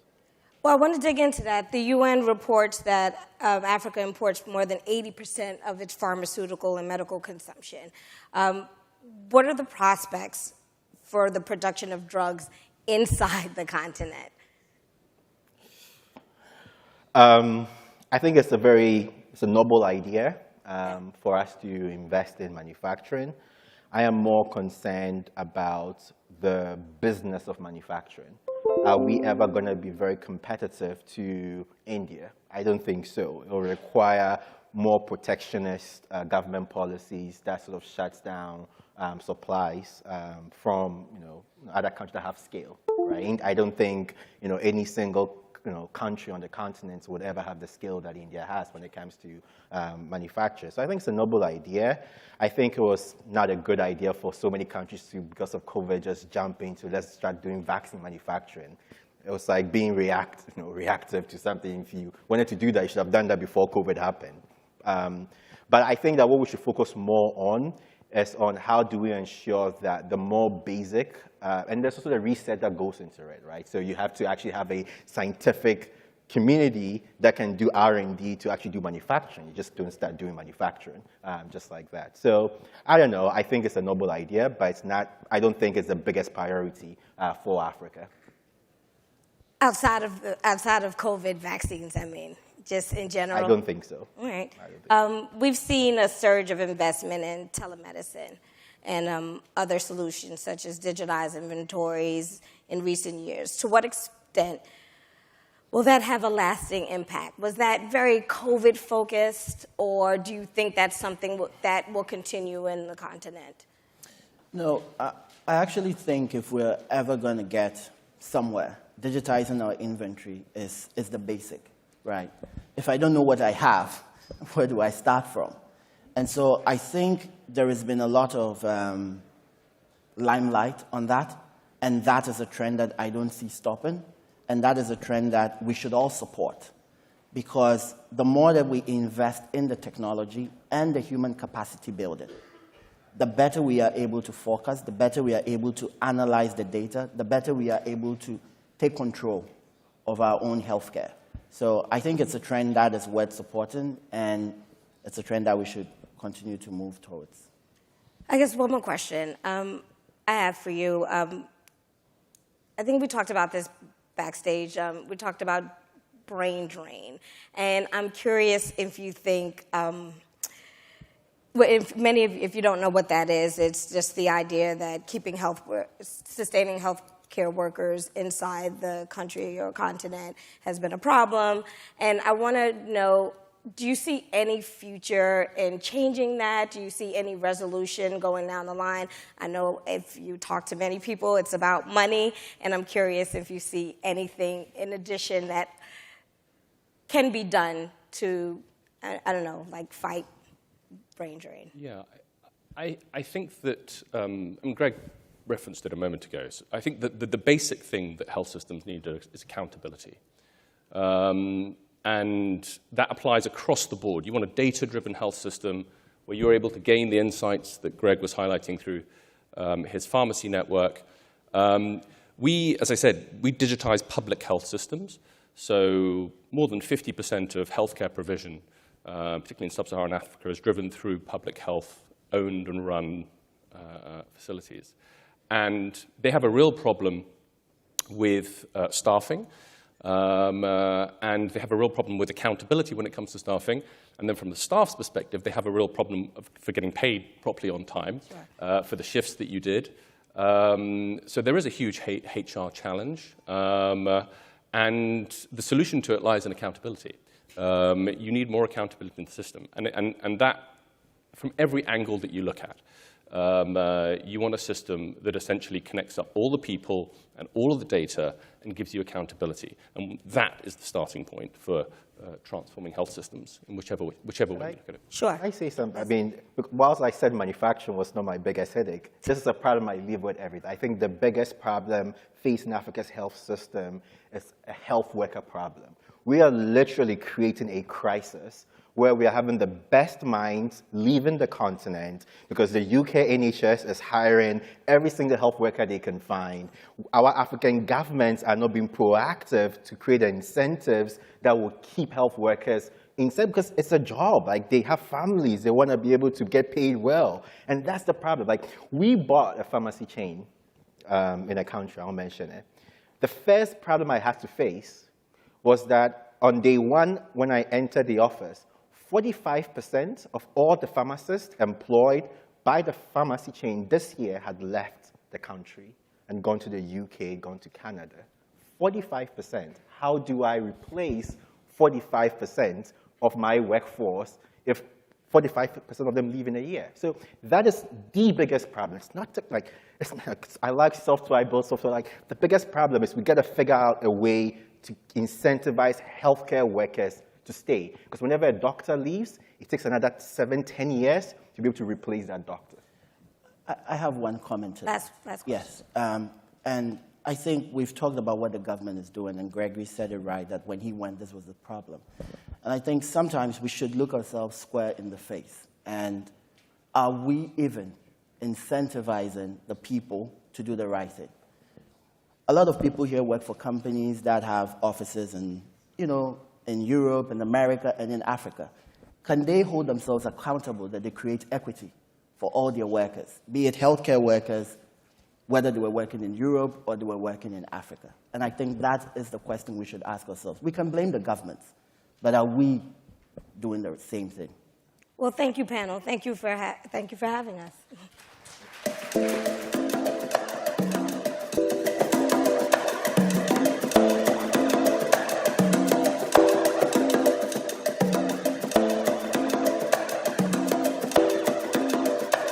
Please welcome to the stage Executive Vice President and Chief People, Policy and Purpose Officer at Cisco, Ms. Francine Katsoudas, in a conversation with Semafor Editor-at-Large, Steve Clemens.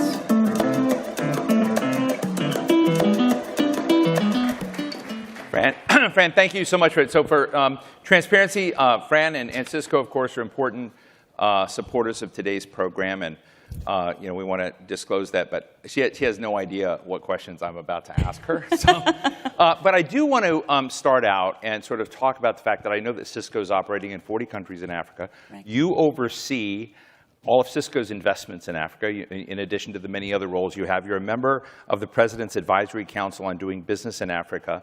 And the thing that has sort of become so clear to me today at today's forum, listening to the stories, is how many blind spots I have as an American looking at Africa's strengths and capabilities. And I'm just interested in the digital, wired world that you're helping to bring to Africa. What are they doing that's more innovative than what we're doing? So it's a great question, and there's so much. And there's beautiful examples as it relates to access to healthcare. I think there's great examples around education that are happening right now. My very first trip to Africa, I have a really funny story. There was a technologist that I met, and he was using Cisco tech to help a bakery. And here's what he was doing. Where was this at? Which country? This was in South Africa. Okay. And he would let the bakers know when they were about to have an increase in traffic in front of the bakery. And then the bakers would put pies in the oven. And as people were walking by, they would smell the pies, they'd go in and buy it. And this little breakthrough ended up driving down a reduction of inventory, an increase in sales. And it's a little example of how across Africa, the usage of data, we just heard that about some of the healthcare options, are happening right now. And I thought that was a really fun example.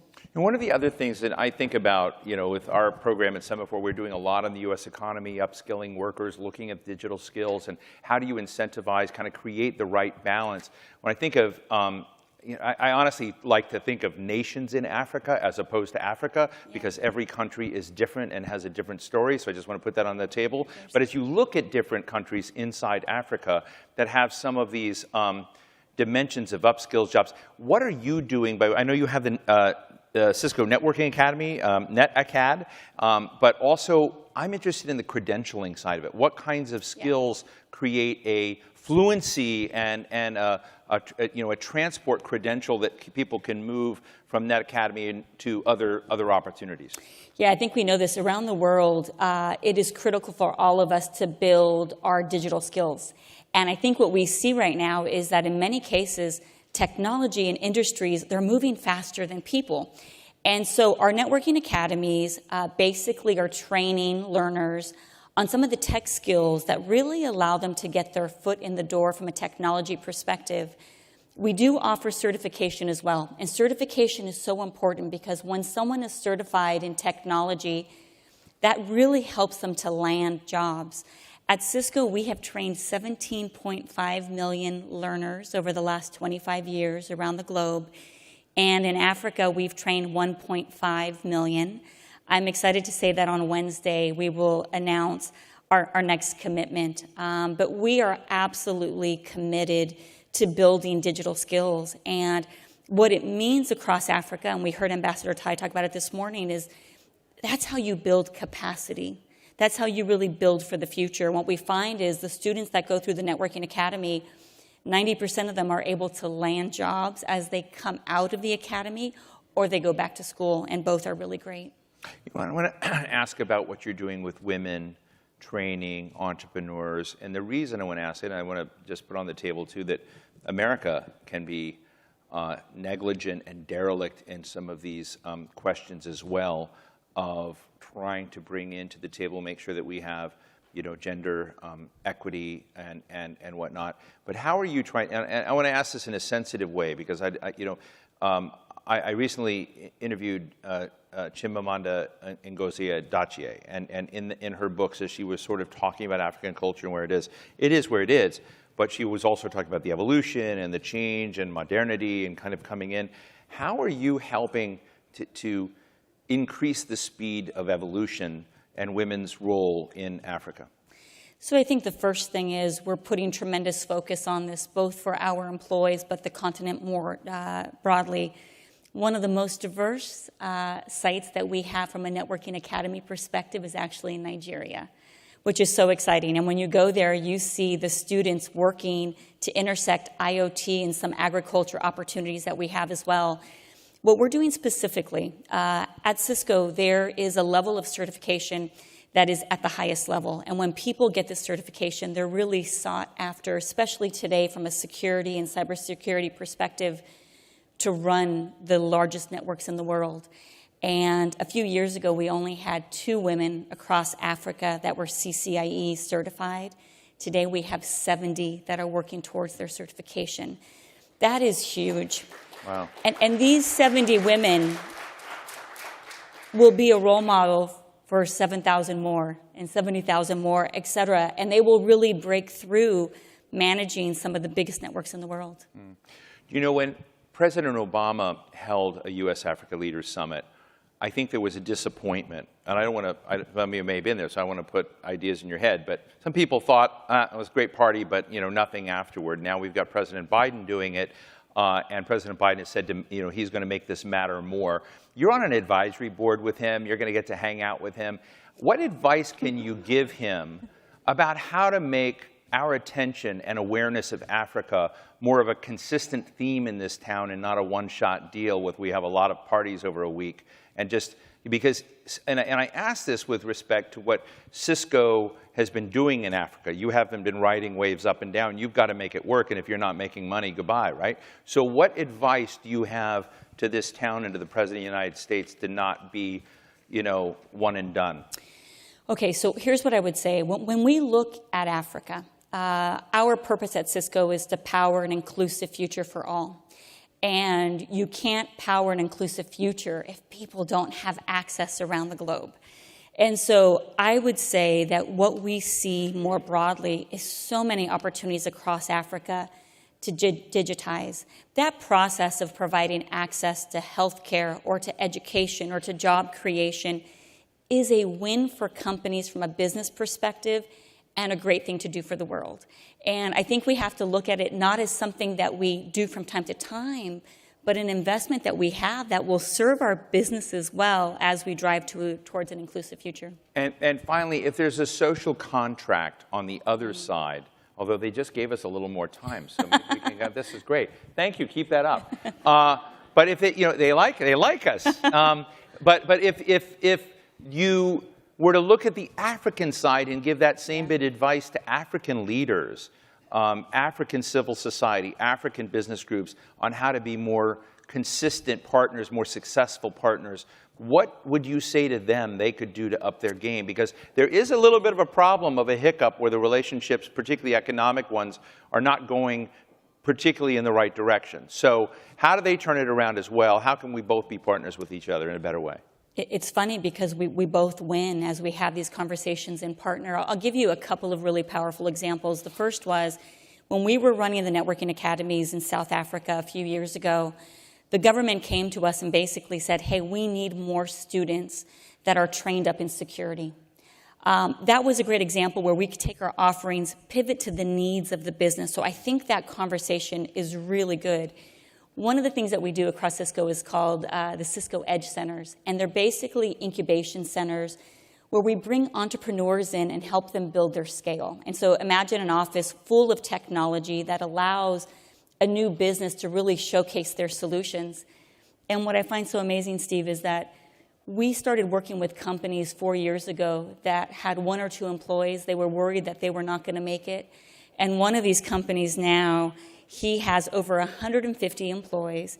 He's doing so well. He's helped us now to build a networking academy in Africa as well. And so I think the most important thing is we need to be talking about the needs, the requirements. I think we all have to invest in the digital skills and look for the win-win because it's absolutely there. And then also another area that we're going to be investing a lot, I'm telling this to our CEO, Justin Smith, who's in the front row. I'm not sure I've cleared it with him.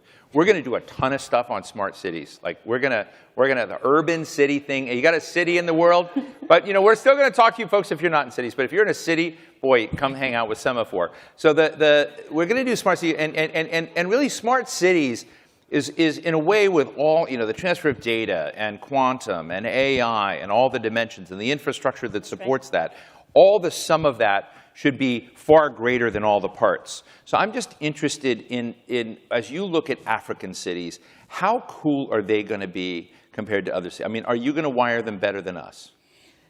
So I will tell you. You're in charge of Africa, by the way. I'm a big believer in the leapfrog. And I do think if we focus... Did you say leapfrog? In the leapfrog opportunity, yeah, okay, good. Absolutely. And we have been working on smart cities for over a decade now. And so I want smarter cities than a decade ago. Absolutely. And the amazing thing is, I think one of the biggest differences is that smart cities today are so much more inclusive because I think that's one of the requirements of a smart city. I think the technology is absolutely better. But there is such an opportunity to partner. Cisco can't build a smart city alone. We want to do it with Qualcomm. We want to do it with MasterCard. We want to do it with the players in this room. And I think coming together in service of building that leapfrog opportunity is absolutely possible.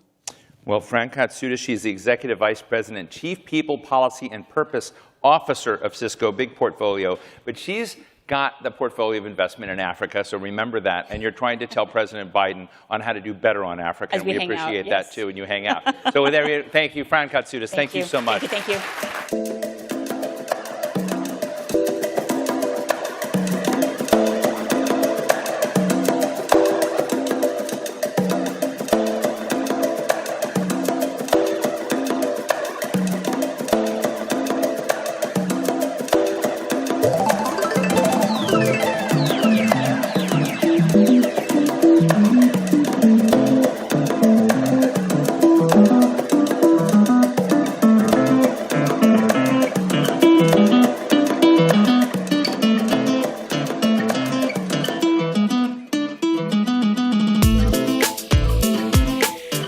And now, a conversation on unlocking Africa's human capital.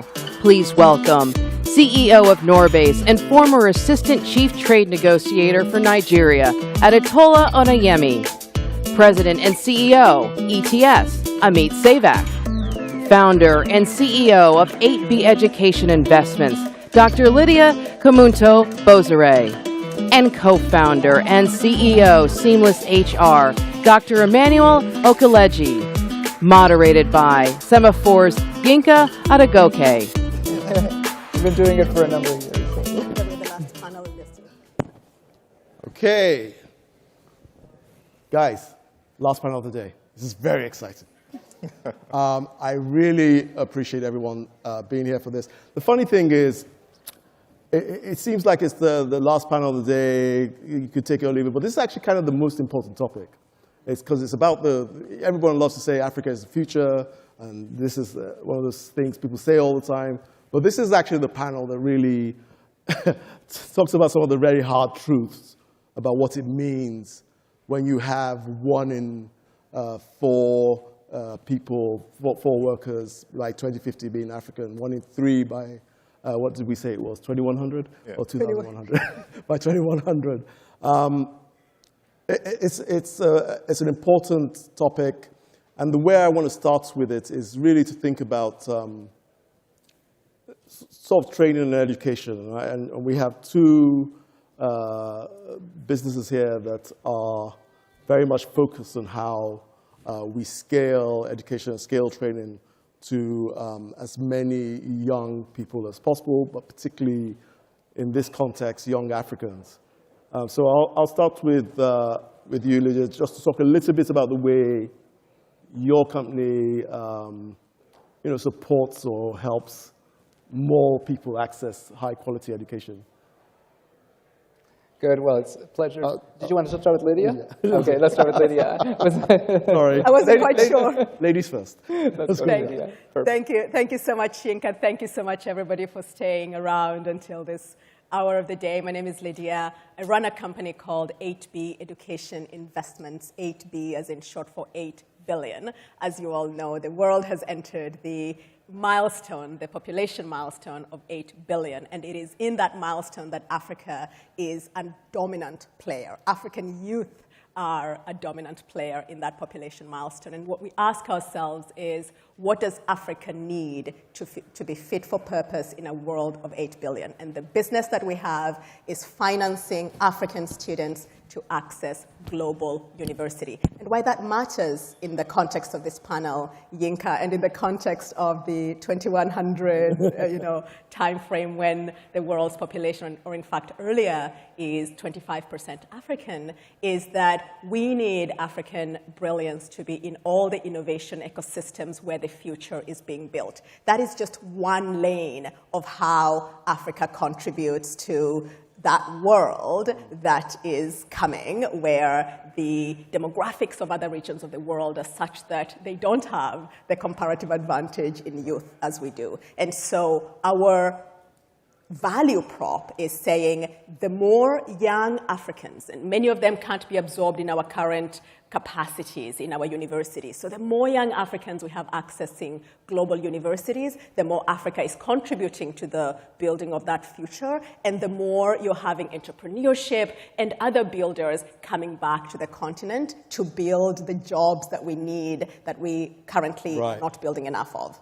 Does your business ever, is there, in the future of your business, is there a model where you'd consider funding people to local universities on the continent? Is that something, or do you think that focus on international universities will, create the biggest return, so to speak?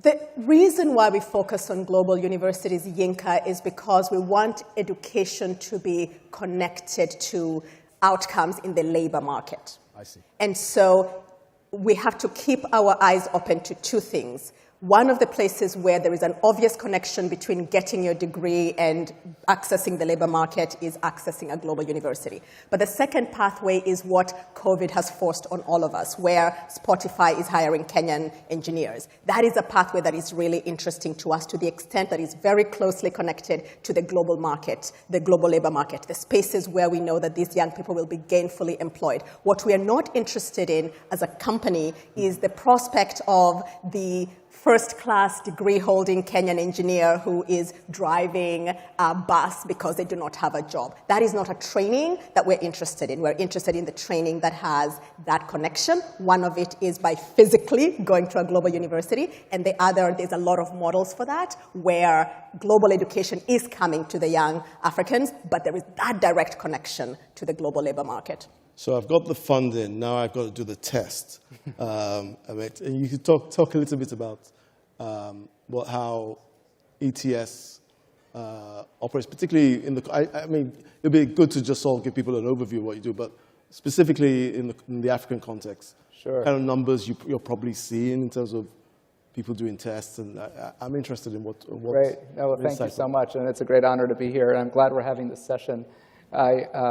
Just on a little bit about ETS very quickly, this month marks our 75th anniversary. And so we've been around for a few decades and have been really driving, thank you, and we've been really driving the spirit of innovation in assessments. So ETS is most famous for our tests like TOEFL, which help individuals from one country go to another country by signaling their level of English language proficiency. But we do many other assessments. We do the GRE and a whole range of other assessments for higher ed. We also do assessments for K-12 education. For example, the state of California, all students in the state of California take an assessment that ETS administers to help the state get a sense of where students are in math and English proficiency for elementary, middle, and high school. We also do assessments for workers. And so some of the discussion we were just having about the opportunities to help individuals go to the next level, whether it's from an employer standpoint or for the employee, to get an assessment of their technical or their non-technical skills. So that's a little bit about ETS. We do roughly about 20 million tests every year all over Africa, Anglophone and Francophone Africa. In terms of Africa specifically, we see a ton of opportunities to use assessments. The panel is around human capital potential in Africa. And we see just tremendous opportunity, as Lydia also mentioned, around the youth population. So assessments that can help individuals that are at the age of K-12 education or in K-12 education programs, we see a huge opportunity to partner with teachers and principals and leaders of school systems to help understand where students are at. Where are they in math? Where are they in languages? Where are they in science? And so assessments, tests that can be not just your summative test, like your standard end-of-year tests or standardized tests, but even tests that are often known as formative or interim tests, like quizzes and other forms of data. We think of tests as just another way to get data about where a student is at in their journey. And the reason we are so excited about Africa is there's so much human capital potential. But the way for we as society, whether we're employers, whether we're in government, to understand where that human capital potential is to do more measurement. And this can be measurement that's sponsored by government organizations, this can be sponsored by international organizations, or by companies. But the goal is to encourage more micro-assessments so we know where students are at. That can help provide interventions in learning, that can help provide pathways to work. So for us, a test is just a moment to gather data about where an individual is. Have you because we all know the numbers, big population and all the rest of it, but when you've talked to, I imagine you've either pitched or just had conversations with African governments or education ministries or private companies, what kind of reception have you had? Where have you seen the most interest so far? In terms of the continent? Yes. I mean, it's a great question. Many of the governments in Africa are looking at baseline data. They're looking to get a diagnostic of where students are at. Many of the countries participate in international assessment organizations like PISA, which gives a sense of where math and English levels are at that can be compared internationally. But that's just a diagnostic to compare one country versus another. then the next question is, well, what can I do to improve my score for the following year? So these kinds of diagnostic assessments are of high interest. Another one that's of high interest is test security, because many of the governments throughout Africa administer tests for entrance into public universities or exit exams to finish high school or to finish university. And those tests, how do you administer them in a secure way, given all of the hacking and other cybersecurity risks that we have internationally, not specific to Africa? So test security is another challenge. Another one is teacher development. You know, if one is interested in teaching, whether it's in biology or math, you've got a passion for biology or math, and then you go and teach. But how do you prepare a valid and fair test? That actually requires training. And so just as we think about the youth population, there's also an opportunity to train teachers on how to administer and develop fair tests.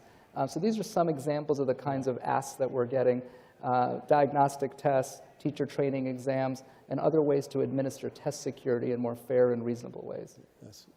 So we've got the funding, we've done the tests, now we want to find work, and maybe technology can help. So we do have a question that I believe a video question about the use of technology. Do we still have that? Ready to go? Yep, there we do.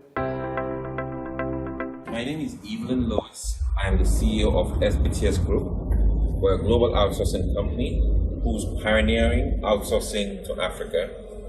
I am currently in our outsourcing center in Sierra Leone, where we are training people for outsourcing jobs of different types, be it software development, be it call center related work. We are making that challenge to ourselves to pioneer this on the continent. My question is, African leaders are talking about technology is the future of outsourcing for Africa, etc. What do these leaders really know about Location Readiness Index for us to bring outsourcing to their countries? And how much are they spending to prepare these youths for such jobs? Okay. So I'm not going to ask you to know how much they're spending, but I do want to ask Emmanuel just how technology helps people, frankly, when they get the training, get the work, right? What, in your experience with your business, how's this? What are you seeing the opportunities? Thank you for the question, and thank you very much for having me here.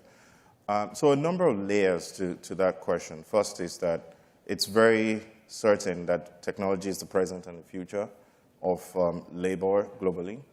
And we're beginning to see that there's significant demand for tech skills in Africa. For instance, my company has maybe close to 150 engineers. And our biggest competition for talent is American and European companies trying to hire off developers and designers from Africa, paying them 5 times what we're paying them in Africa. So that's Are they all in Nigeria or are they different countries? So we have engineers across the continent, okay, but a lot of them are in Nigeria. Okay. And just for some context, what our company does is sort of like a work day for emerging markets, building tech for companies to manage HR, payroll, procurement, ultimately financial services as well. So sort of like an ERP that's focused on emerging markets. Yeah. And so we're seeing that, but you know, in the last, say, 20 years, I started out in tech about 20 years ago. Despite the fact that there's more demand for engineers in Africa, there's actually more engineers in Africa now than there were 20 years ago. So we're seeing a lot of Africans get trained. There's more people who identify as all of the skills that you need in a technology company in Africa by far. So I think that there's higher demand, but there's also higher supply, and that potential continues to remain for young Africans to be trained to be very valuable in the 21st century. Like there are new 16-year-olds born every month. Millions of 16-year-olds come upstream, or 18-year-olds are ready to be employed every month across Africa. So there's significant potential and opportunity there. Yeah, are you seeing the same thing, Tola? Most definitely, right? I think for a bit of context, right? I think why I find this more exciting is both my previous role and now. So previously, I used to be the assistant chief negotiator for Nigeria, and I basically negotiated the African Continental Free Trade Agreement. And I think one of the reasons that was incredibly important is something that I say a lot, which is that talent is distributed, but opportunity is not. And like what you're saying is, we're talking a lot about education and how you create skills for people and you test the skills. But the question is, education and capacity without a pathway to jobs, right, is basically, I would say futile. And you're seeing a lot of, and I use Nigeria as an example, you see a lot of people who have master's degrees, like almost commonplace, right? Everyone has a master's degree and they'll say, I still can't get a job, right? And I think, what I think is incredibly important, which is what my company spends a lot of time doing today, is saying, how do we create a bigger market on the continent, right? So Africa has this 1.2 billion people in a $3 trillion economy.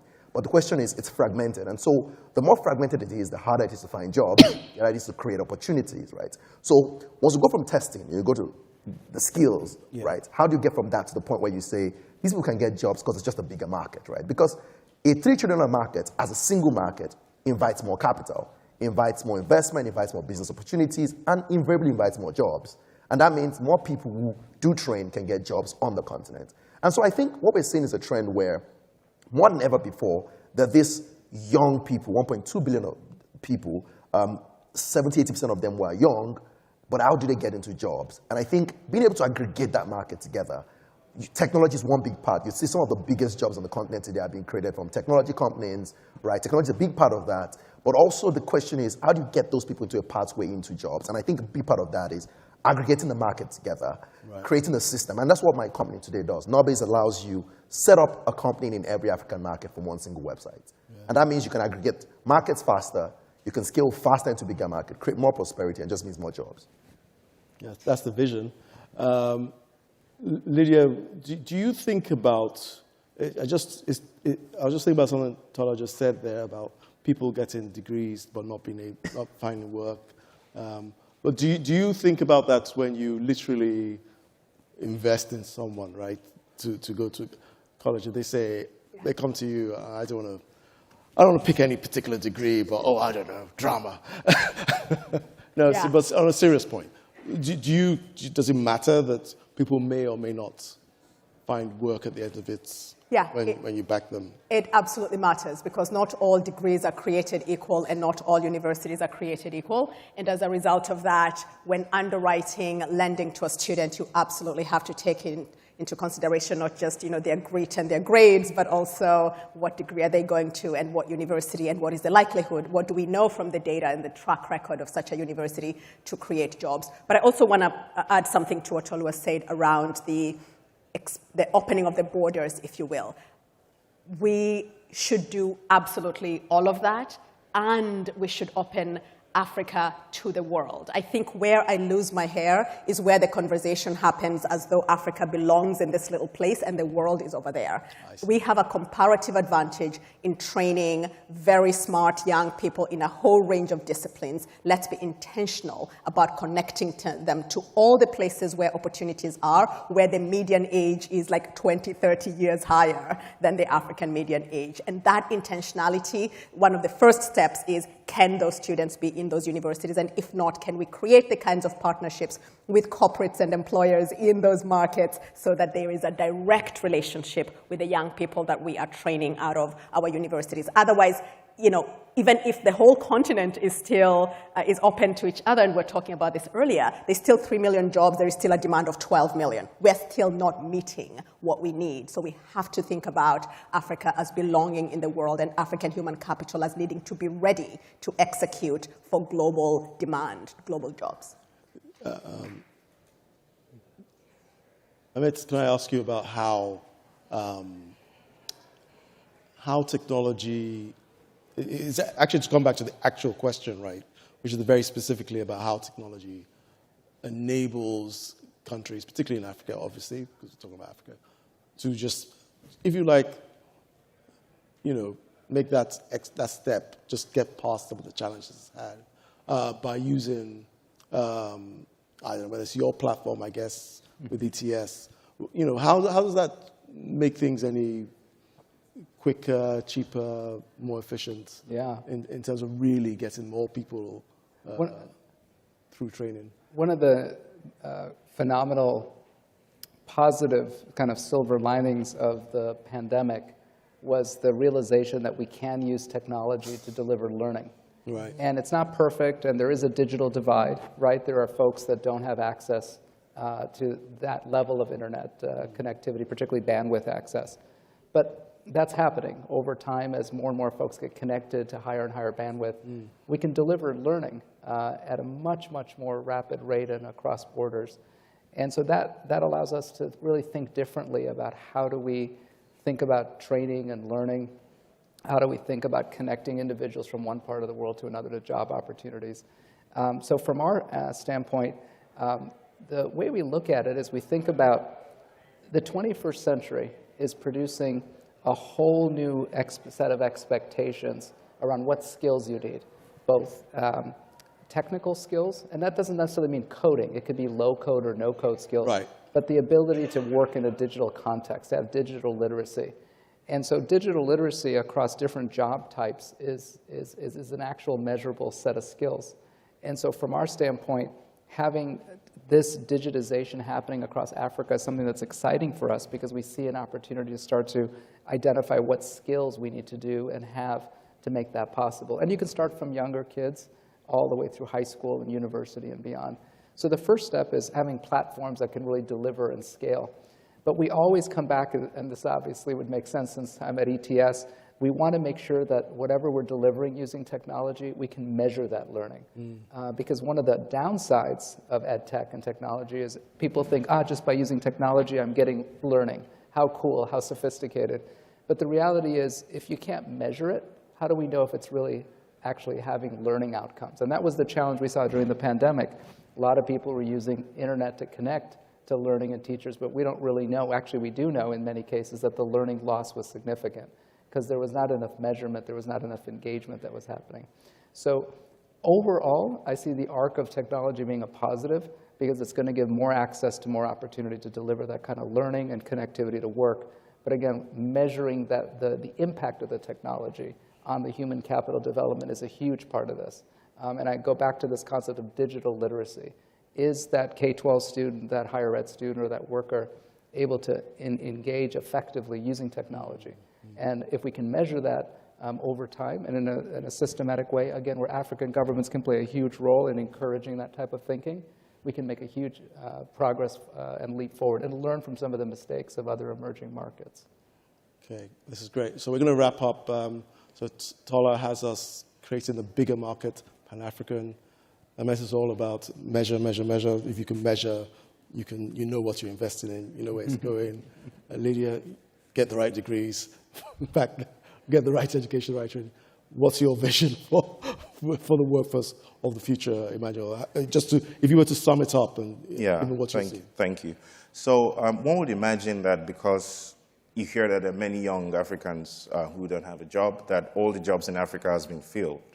But that's not the truth. There's still quite a lot of jobs in Africa that we can't find talent to fill. Right. This is true. So there's these two sides of the coin of opportunity in Africa that's very critical. It's like identifying the skills that are needed and making sure that people in Africa have the training to take on those opportunities. So we do have to create a lot more opportunities in Africa and give Africans these skills as fast as possible.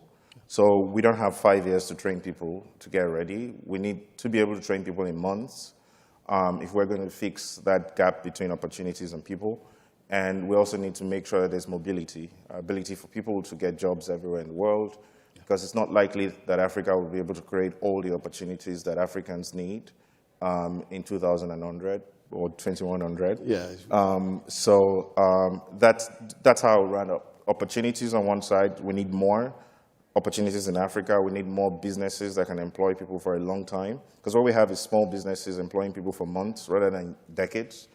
And we need more large institutions. I was saying, for instance, Amazon has 1.6 million employees. Walmart has 2.2 million employees. That's the population of Gambia.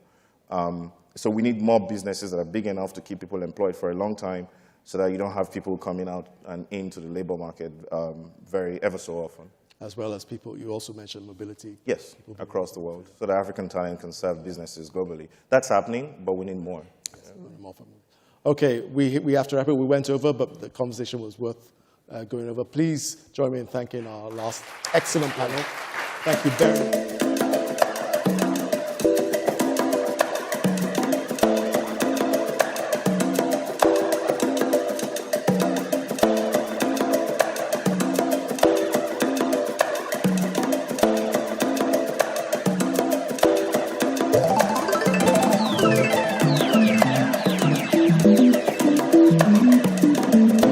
Please welcome to the stage Semafor co-founder and CEO Justin Smith for today's closing remarks.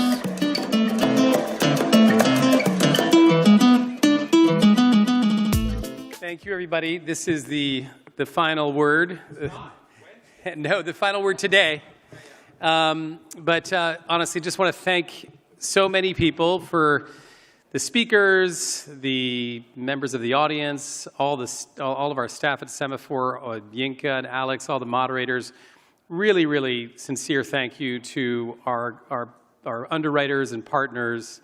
We really appreciate your support for a new company that was born only 7 weeks ago.